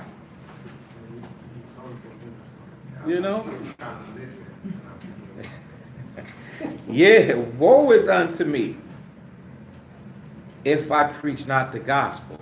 So if the Most High called you into this, and then he put you in the situations, and then you get the experience, but then you don't preach because he's definitely not sending you out there and you're not supposed to preach. You see, so that's an issue right there. We get that part right there. He prepare you and he know that you can do it, but now you don't do it. That's a problem. Woe is to you. So you have just become just like the other person that is flat out wicked. Who did he want to go preach the gospel that was adequate enough to preach it, and he didn't go do it, and the Most High was destroying him? I ain't gonna say try to kill him, because the Lord don't try to do nothing. He'll kill you. But the Most High showed him that I can kill you, and went after him. But then delivered him.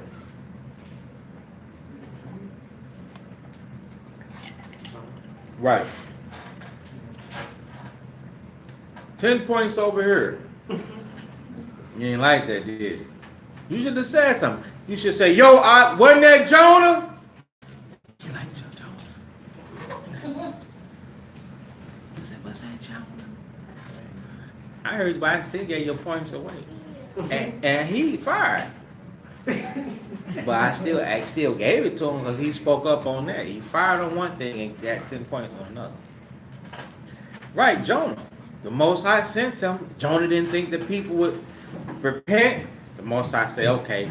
Then the people turned on him. He was on the boat. They threw him off. That's right there horrifying. In a storm.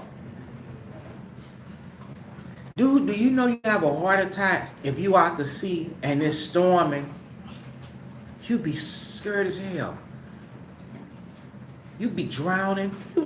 He was drowning and reviving. Drowning and reviving.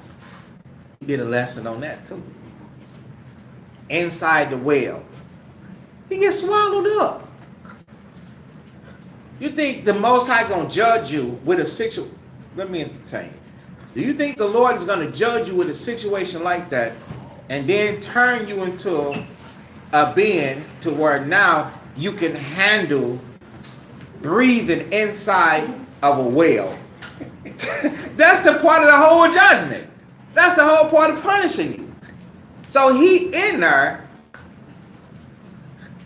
and he's going through something. You ever been dunked underwater, drowning, and then catch your breath and then drown and you all up under panic. That brother had to be going through that, man. He had to be. And then lose conscience. And then he gets spit out. And he understood, don't play with the Lord. So when the scriptures say, woe if I preach not the gospel,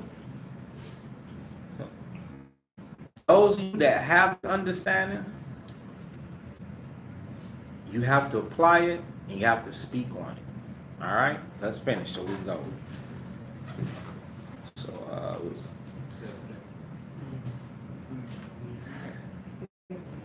are you waiting? Go ahead. For if I do this thing willingly, So he fired. Now you doing willingly now? Go ahead. I have a reward. He get to read. I have a reward. So if we do it willingly, we have a reward. You know the blessings in Deuteronomy chapter 28, verses 1 through 15. The Lord will bless you in the city, bless you your storehouse, bless you this and bless you that. You get a reward. He's gonna take care of you. He also got to take you through certain things too. But you know, you don't have to always stay in a dungeon. You know, always stay in the negative. Okay? You get rewarded. Go ahead. But if against my will, a dispensation of the gospel is committed unto me. What does that look like against my will? Like the Father got to chastise you to do the right thing. Don't let the Most High chastise us to do the right thing. We have to do the right thing because we see what?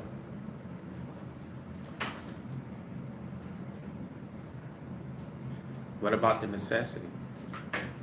How soon do we forget?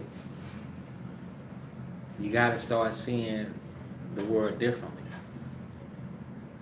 If I understand that, you have to see the necessity. Because the world, they just turn a blind eye. Nobody corrected nobody on drug dealing. Nobody corrected nobody on murder, on adultery, on stealing, on lying, on covetousness, on tail bearing. Nobody corrected nobody on their children fornicating, girlfriend and boyfriend. You've got to see the necessity. You see the young children walking down the streets. Those are children, man. Holding hands, pushing the stroller. That's destructive. So you have to see that necessity, and you have to be willing to step up and say something. Gun violence, murder. You have to deal with the mind. You have to let people know that, hey, it's a different way to express yourself. And plus, once you murder somebody, the Lord gonna let you get caught. And once you get caught and you get snitched on, now you end up going to jail. Something else. Speaking about getting caught and going to jail.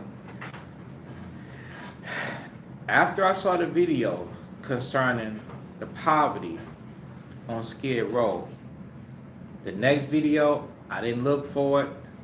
I don't know where it came from. The next video that played was very, very shocking. It was about,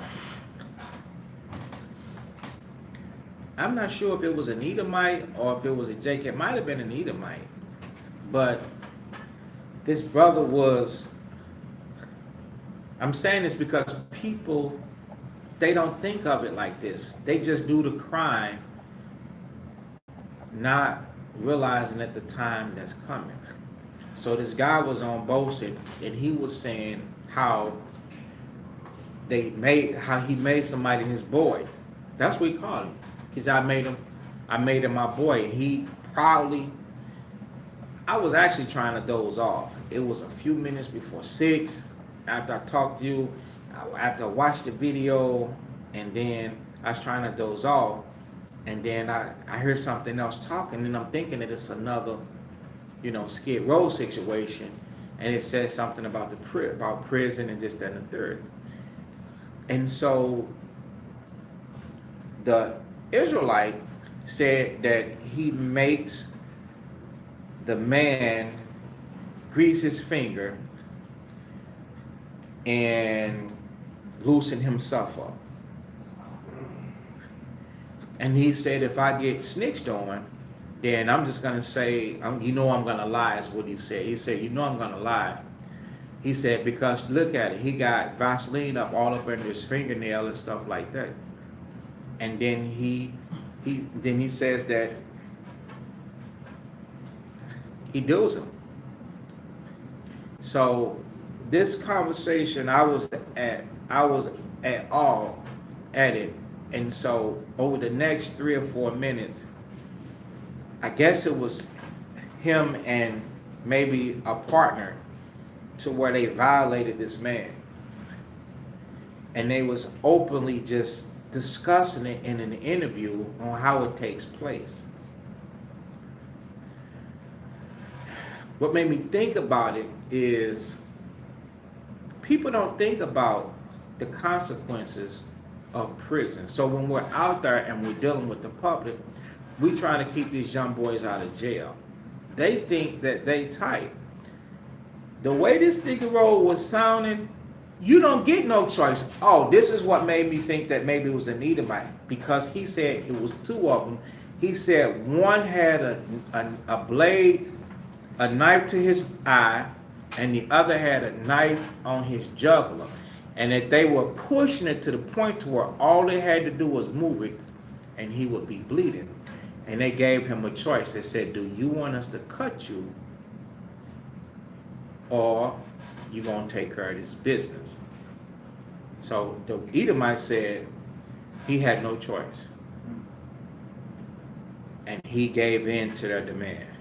And they told him, they said, if you tell on us, all we're gonna do is deny it. I don't understand. I don't know what happened. I was fucked up. Excuse my language. I was like, what is going on, man? You comfortable with this dude? Why are you saying this? Why are you doing this? And they straight be manhandling cats like that. It was a brother that was in the school for about 2 or 3 years. And he had been to jail before. And he was like, yo, man, these young boys, they don't know what be happening in jail, man. He was like, cats be getting raped, woo. And I was like, for real? He was like, yeah. It's like, dang. It's like, all right. I was like, you seen it? He's like, yeah, man. He said, the niggas in there, they don't got no sense, man. They don't even care. And I never thought nothing of it. I never thought nothing of it again until I'm minding my own business. And then it's, I guess some things be on autoplay and they just happen to drop into the workstation. And what made me think about it is that we are teaching young people and they're gonna end up going to jail because they're doing some stupid stuff like dealing drugs or killing one another, and they end up in prison. You got people in prison with life sentences, they ain't never gonna touch a woman. So the way that they see, they don't even care. They're not even ashamed. This is the first time I ever even known for them to use the terminology of a boy. Yeah, that's my boy. That's what they just straight call him now, I guess. That's what he said. He said after that, he became my boy. Yeah, oh, then the story was, I guess he moved out, he got transferred, and then the one that got violated, he just was everywhere at that point. He got turned out. So it's a necessity that's laid upon us. We have to inform the foolish and the unwise that, everything awaits for them on Skid Row. This guy was talking about how he OD'd 9 times. He said, yeah, I OD'd yesterday. He's giving an interview talking about he OD'd yesterday. That's death experience right there, to overdose like that. You putting your heart under your pressure, your brain. The reason why you see people with they be jacked all up, you know, if anybody doing this, you know, nothing towards you, but you dressing too much in the summertime. You know, you got coats on in the summertime, skull caps on in the summertime, blankets in the summertime. Your mind fried, man. It's like 100 degrees out here, don't you know? You're not supposed to have it. You should be looking for air conditioning. You got coats on. It's not hot. It's a chemical imbalance. I got a nephew he needs some help, man. He hit some bad stuff. I saw him a few days ago, man. He's in bad shape. Drugs, people are in need of our help. And that's why we have to get ourselves together. You got to remain sober. You can't be fighting and bumping against. If you in some dope, you're not ready. Anybody in dope, you're not ready. You're not ready. You shouldn't be saying nothing. You need to be saying, yo, just contact these brothers, man. They got you. Yeah, that's true, man. We are people. We are the Israelites, man. Here's this number right here. Here's this website right here. Here's this link right here. As far as you, because you ain't dope. Because if you start speaking, you're going to speak out of your mind. The Most High didn't send you dopers. He ain't sending you. And then if he doping and you doping, y'all going to end up doping together, he ain't going to repent. He going to think that it's okay to do that. And it's not okay to do that. If you doping, you probably fornicating too. And he ain't going to repent of his fornication. 1 Corinthians 6 and 9 say, don't be deceived. Fornicators ain't making it. So, it's a necessity. And we have to make ourselves right so that, you know, we could do the job that the Most High called us to do. So in 1 Corinthians chapter 9 and verse 17, but if against my will, that disposition of the gospel is committed unto me, that means a relief. If you don't want to do it, the Most High, he'll release you. He'll take the spirit away from you.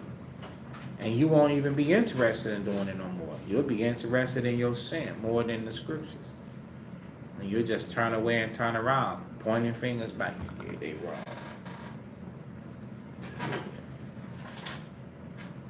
Yeah, you'll be like that, pointing fingers.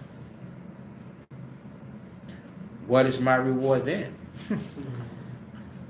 Okay? Verily that when I preach the gospel, that I make the gospel of Christ without charge. Meaning, us preaching the gospel, nobody can blame anything on us. They can't say, oh, you still do this. They can't say that. They shouldn't say that you do anything. That I abuse not my power in the gospel. So the stuff that we know to do, we got to do it. You don't abuse it. Do what you want to do, like you above the law. That's what the Gentiles do. They have the law and they be above law. You see them running stop signs. You see them cuss. They can talk to you any type of way, but you can't talk to them any type of way. You see them exempting this, but not that. Persecuting these people, but not these people. They abuse their power. We cannot abuse our power in this truth. Neither can we have respect of persons. For though I be free from all men, yet have I made myself servant unto all, that I might gain the more. I mean, I might gain more people. I might gain everybody that's truly interested. So I'm not saying that I'm with this person. I specialize. I be with this person. Like young brothers say, hey man, what's up?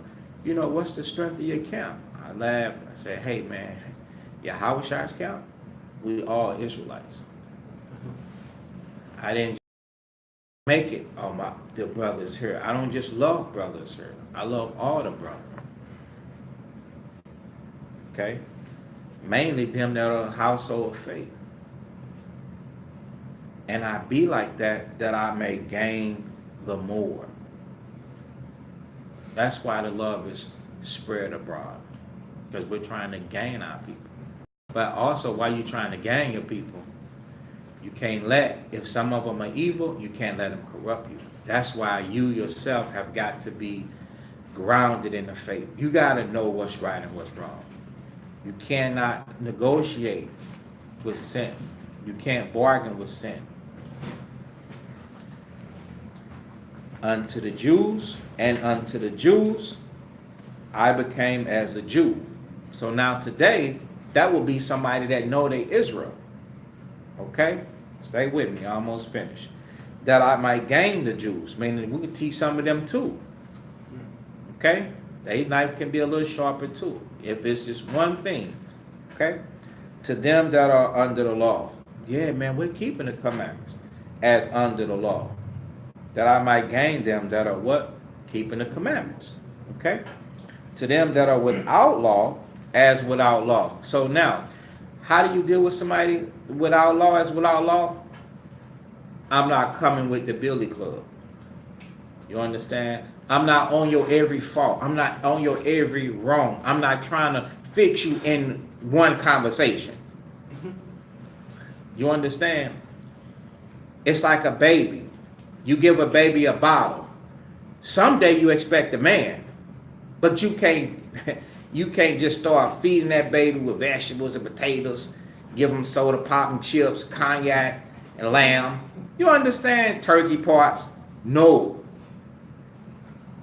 It's just as adequate enough just to give them some milk. You see what I'm saying? It's equal to that person. So somebody without the law, you can't bombard them. You can't overfeed them. Okay? So now, that's why it says being not without law to God. So he never was without, but under the law to Christ, that I might gain them that are what? Not keeping the commandments. Okay? To the weak became I as weak. That means that I was able to understand you. You understand? You don't understand something, you have a weakness to this, I can relate to that. I see how you see that. People want to be understood.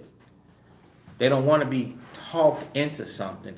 They want to understand so that they can make their own competent, sound-minded decision.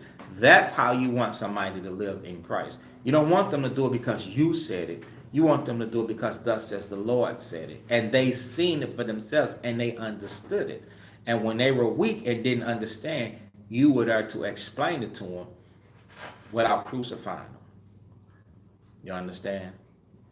You was able to relate with them. That I might what? Gain the weak. How you gonna gain the weak? You gotta teach them. I have made all things to all men. So we have to be conformable. Okay? According to the scriptures. We gotta know how to deal with this person, that person, and this person, and that person. That I might by all means save some. So out of all the people that we deal with, they're not all gonna be saved. Many are called, but few are chosen. The objective is to save some. And each person, we're going to give the same amount of care to each person with our respective persons, not knowing who's going to make it and who's not going to make it. Those that seem to be feeble or weak or in sin, bestow upon them more honor. Meaning you could deal with them more frequently, deal with them more. You understand? Express yourself more. Still being charitable to them, because you never know what the outcome is going to be, because that judgment is not put into our hands. We're doing it out of the love of the gospel, because we know what's good for people.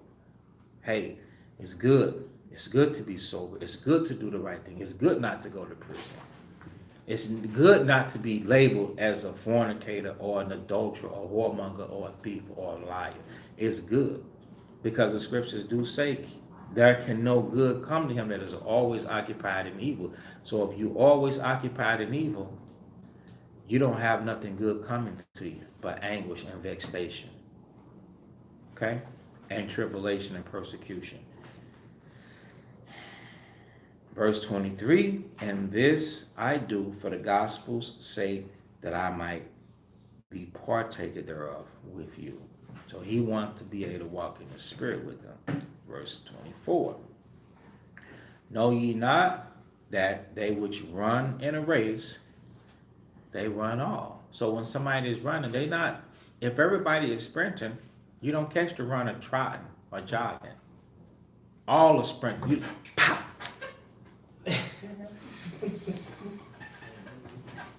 They running. Them dudes is gone. So this is what we want to exhort one another to do. So you have to run. But one receiveth the prize. So run. Right. That ye may obtain. Run, in other words, race to win. Play to win. You're going to participate in this truth. Participate in it to win. Don't participate in it like, I hope the Most High is merciful because I'm still breaking the laws. No, don't do that. The Most High is going to judge you. You're not going to obtain. Run to where you expect to obtain. Take the guesswork out. Every man that striveth for mastery is temperate in all things. Temperate means under self-control. Right, you have to stretch first. Now, they do it to obtain a corruptible crown, but we an incorruptible thing. Okay? I therefore so run, not as uncertainty, meaning I don't know what I'm doing. See that? That's why I say, I hope the Most High, this, that, and the third. You don't want to be, Shalom. You don't want to be keeping the commandments. Oh, I hope the Most High is going to be merciful. I hope the Most High is not going to judge me for this thing. And the thing that you know is a thing that he told you not to do. In your mind, you're uncertainty. You don't know if that's going to pass or not. The scriptures is telling you it's not going to pass. The scriptures is telling you it's going to fail. Because it's within your means. Things that you can do, that's something totally different. But it's in your means. There's always a way. So fight I. Not as one that beateth the air. If one beating the air, that means he not hitting anything. So if you fighting, that means you hitting something. So what do you need to be making sure that you fighting and you hitting? It's those sins, so that you can knock them down. But I keep under my body and bring it into subjection. And bring it into subjection, meaning bring your body, the actions that you're doing, under the subjection of your mind. So your mind gonna tell you what to do, and you're gonna make your body do it. That's bringing yourself and putting it into subjection of your mind. You don't let your mind just have to do anything. You have to control your mind based upon what's written in the scriptures. Least by any means, when I have preached to others, I myself should be a castaway. So that's it. We don't want to be cast away, see, because you can definitely preach to somebody and they take that word and be like, that's right. But then you got to go. You don't inherit. So the job that you think that you did, it was never you that did it. The word of the Most High is always right. All you did was speak something that was right to somebody. Okay, let's just start the communion. So that's it, Israel. We got through it. So we cannot abuse this knowledge and understanding that we got in the scriptures, we have to always be set by it and make sure that we apply it. So we're going to read our closing scripture in Matthew chapter 26 and verse 6 concerning the sister Mary Magdalene, which Christ said that we should always read wheresoever the gospel is to be preached. Okay, so.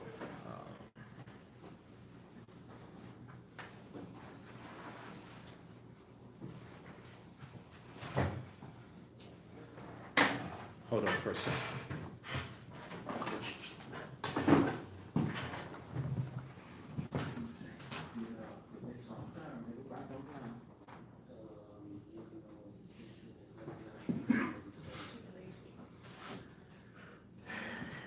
Yeah. Let's see. So, I'll praise. So listen up, Israel. Write these things down. Okay.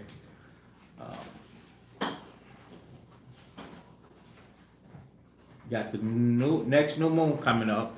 That's February the 4th. Number 4. The next new moon coming up. That's the 12th month. The month of Dar. Nicanor. So I'm gonna have to look at the calendar, and because that's a long story. So the history of Nicanor and Purim. So Nicanor is February the 16th. So I have to plan for these things. February the 16th. And Purim, so that's at evening. So Purim following Nicanor, right, outside. Okay.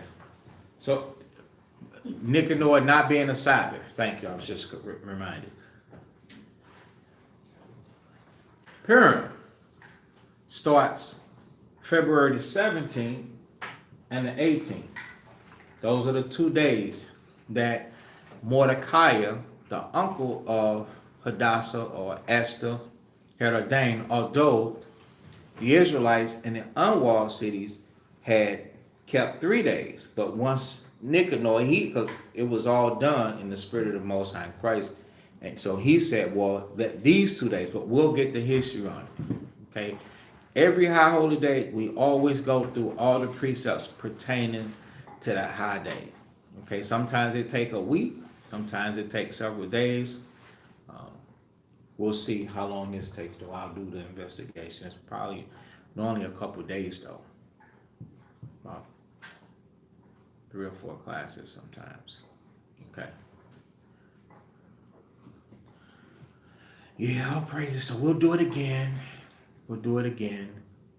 Okay, so the date on Nicanor is, or Purim, is the February the 17th and the 18th. Somebody's knocking at the door. Dre, you want to get it?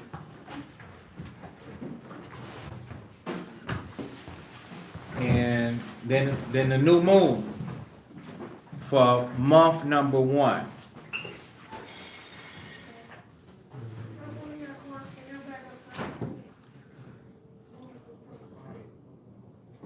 For month number 1 is March the 6th. That is the month of Abib. That's the first month of the year. March the 6th.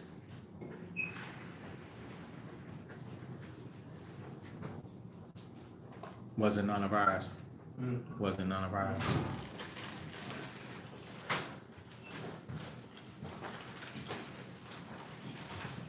And then 14 days later, according to scripture, is Passover.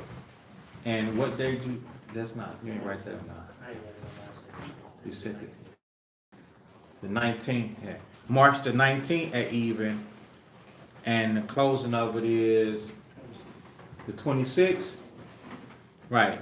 And then first fruits would be the 20th at even. Because it comes like the day following the Passover. And we'll explain all of those things. What was the first new moon I said? February the 4th. February the 4th. So, if you want to understand all of those things that we said, be in every class. That's the only thing I can tell you.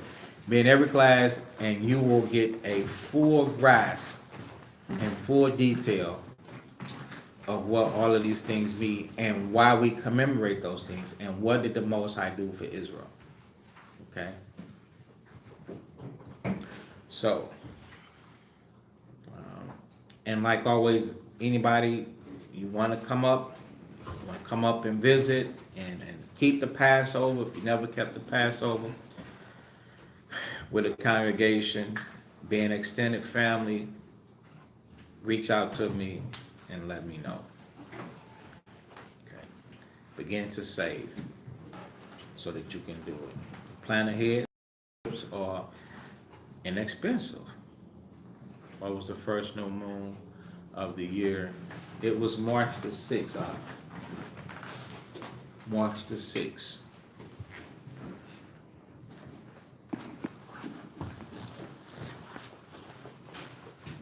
Can you email me at her 2013?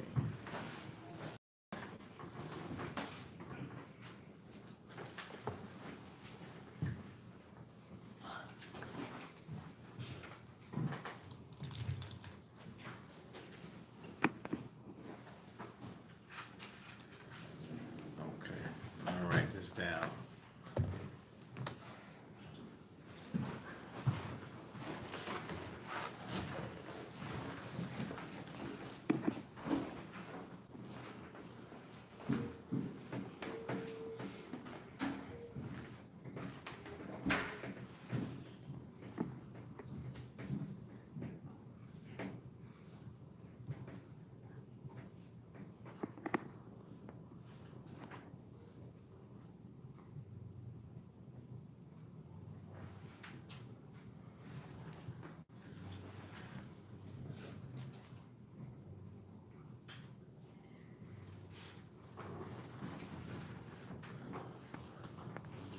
Okay, no problem. You'll be doing it in no time.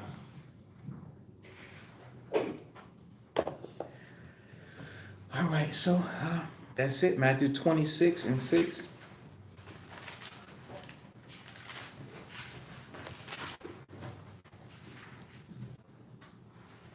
Now, when Christ was in Bethany in the house of Simon the leper, so we brought out last week, I'm just going to briefly touch on it, on Tuesday, how this brother, he was a leper, he was unclean.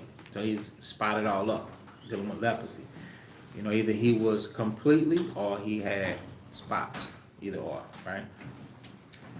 And had, you know, went off and had the nerve to not honor the Lord, and he remained like that when he could have had an opportunity to be healed. Right, no problem. Verse 7, so there came unto him a woman, so this is the sister Mary Magdalene, having an alabaster box of very precious ointment, and poured it on his head as he sat at meat. When his disciples saw it, they had indignation, saying, to what purpose is this waste? For this ointment might have been sold for much and given to the poor. When Yahushua understood it, he said unto them, why trouble you the woman? For she hath wrought the good work upon me. For ye have the poor always with you, but me you have not always. For in that she hath poured this ointment on my body, she did it for my burial. Verily I say unto you, wheresoever this gospel shall be preached in the whole world, there shall also this that this woman have done be told for memorial of her. So that was one of the sisters that felt like in Romans 10, how good are the feet of them that preach the gospel and bring, tidings and good things and tidings of good news and stuff like that. So that's how she felt about Christ. That's how Israel's supposed to feel about us bringing this truth out to them. Okay? So all praises to the Most High for giving his sister the spirit to acknowledge Christ, give him some comfort for his burial, and bring forth a broken and contrite heart. So all praises, because remember, everything that people do is an example, and that teaches us it's okay to be sorry for your sin and to weep once you actually see it and know that you were doing things that were wrong. It's okay. All right. So the Lord's communion, the communion, 1 Corinthians 11 and 23. For I received of the Lord that which also I delivered unto you, that Hamashiach, Yahushua, so where it says Lord Jesus, meaning Hamashiach, meaning Messiah, Yahushua, that's Jesus Christ's name in the Hebrew. Okay? That's the Messiah's name in the Hebrew. We say Yahushua. Some people say Yeshua, Yeshua, you know. The same night in which he was betrayed, took bread, and when he had given thanks, he brake it and said, take, eat, this is my body which is broken for you. This do in remembrance of me. Right here, Christ is commanding the whole nation of Israel that believe in him to do it. In remembrance of him. After the same manner also he took the cup when he had supped, saying, this cup is the New Testament in my blood. This do ye as oft as ye drink it in remembrance of me. For as often as you eat this bread and drink this cup, you do shew the Lord's death till he comes. So we're supposed to show his death until he comes. We're supposed to show what he lived for and what he died for. Not partial, but in entirety, all the way until we expire or his return. Wherefore, whosoever shall eat this bread and drink this cup of the Lord unworthily shall be guilty. See? So we have to live by it. We have to, will be guilty of his body. That right there is his body. Because that's resisting the Holy Spirit is what that is. We don't want to resist the Holy Spirit. The Father give us the Spirit to act right. I'm like, no, I don't want to act right. I would rather, deal falsely, deny the power. But let a man examine himself, so let him eat of that bread and drink of that cup. For he that eateth and drinketh unworthily, eateth and drinketh damnation to himself, not discerning the Lord's body. That Lord's body is talking about the congregation. Okay? Because if you're eating and drinking unworthily, that means that you will continue to do your thing and you don't care who see you. And remember, when we read all those precepts, Wisdom of Solomon 4, Ecclesiastes 10, those things said that, hey, people are watching you. 1 Corinthians 4, people are watching you. The Lord's body is watching you. And they're going to do what you do.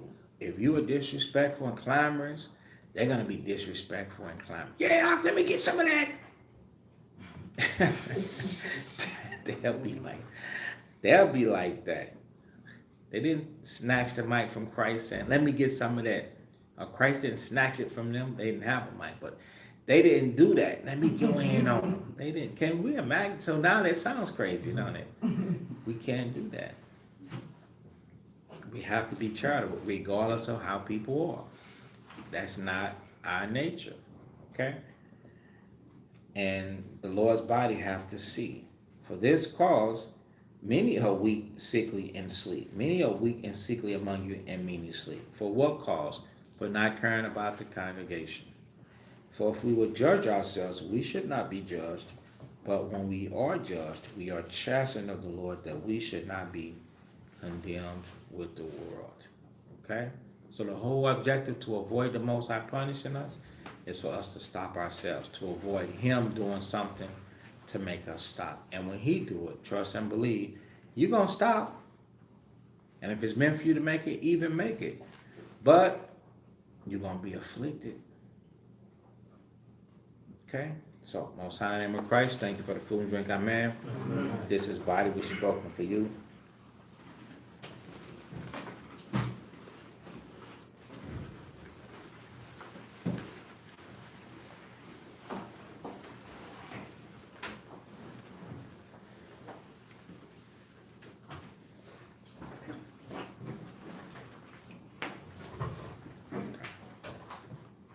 This is blood. By the way, all repentant Israelites should be doing communion.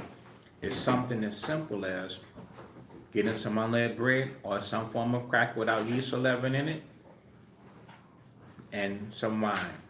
This is blood.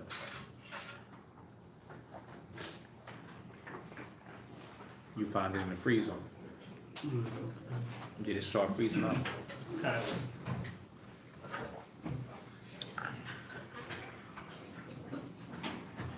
Okay, that's it. We made it. Praises. We're gonna stand and face Jerusalem. Israelites, stay around for the prayers.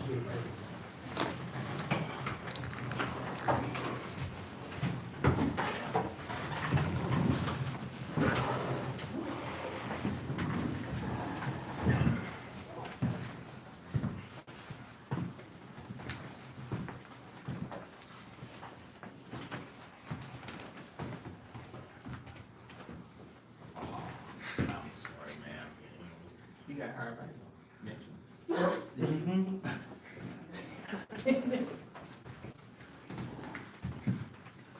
Okay, Israel. If every man was just like me, what kind of sanctuary would this be?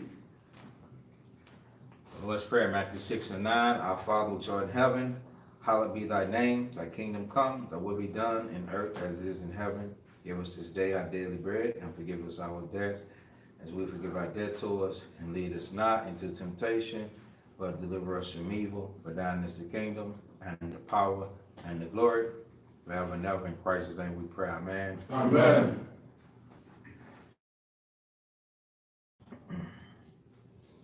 The Labor's Prayer, Luke 10:2.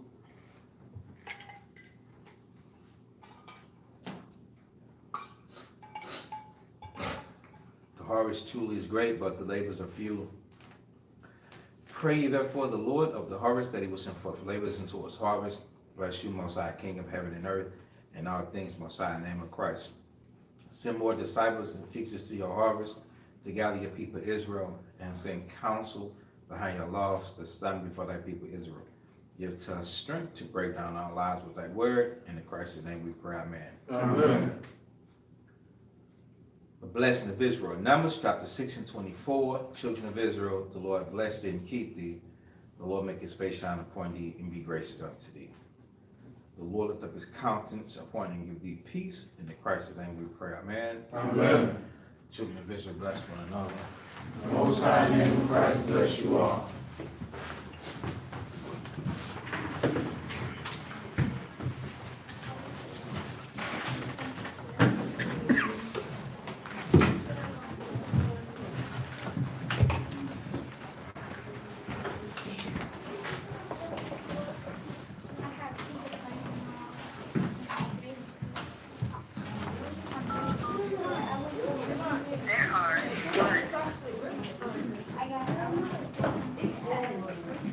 Here you go, sir. Okay, Israel. Shalom. Anybody need me? Y'all know inbox me, okay? All praises. Funeral is next Friday. Next Friday. Yeah, 10 to 11 is the viewing and, Write it in that little space. Can you write little? Here. I can let everybody know. Yeah, that space there. No, I said drop the bag. Yeah, this every day.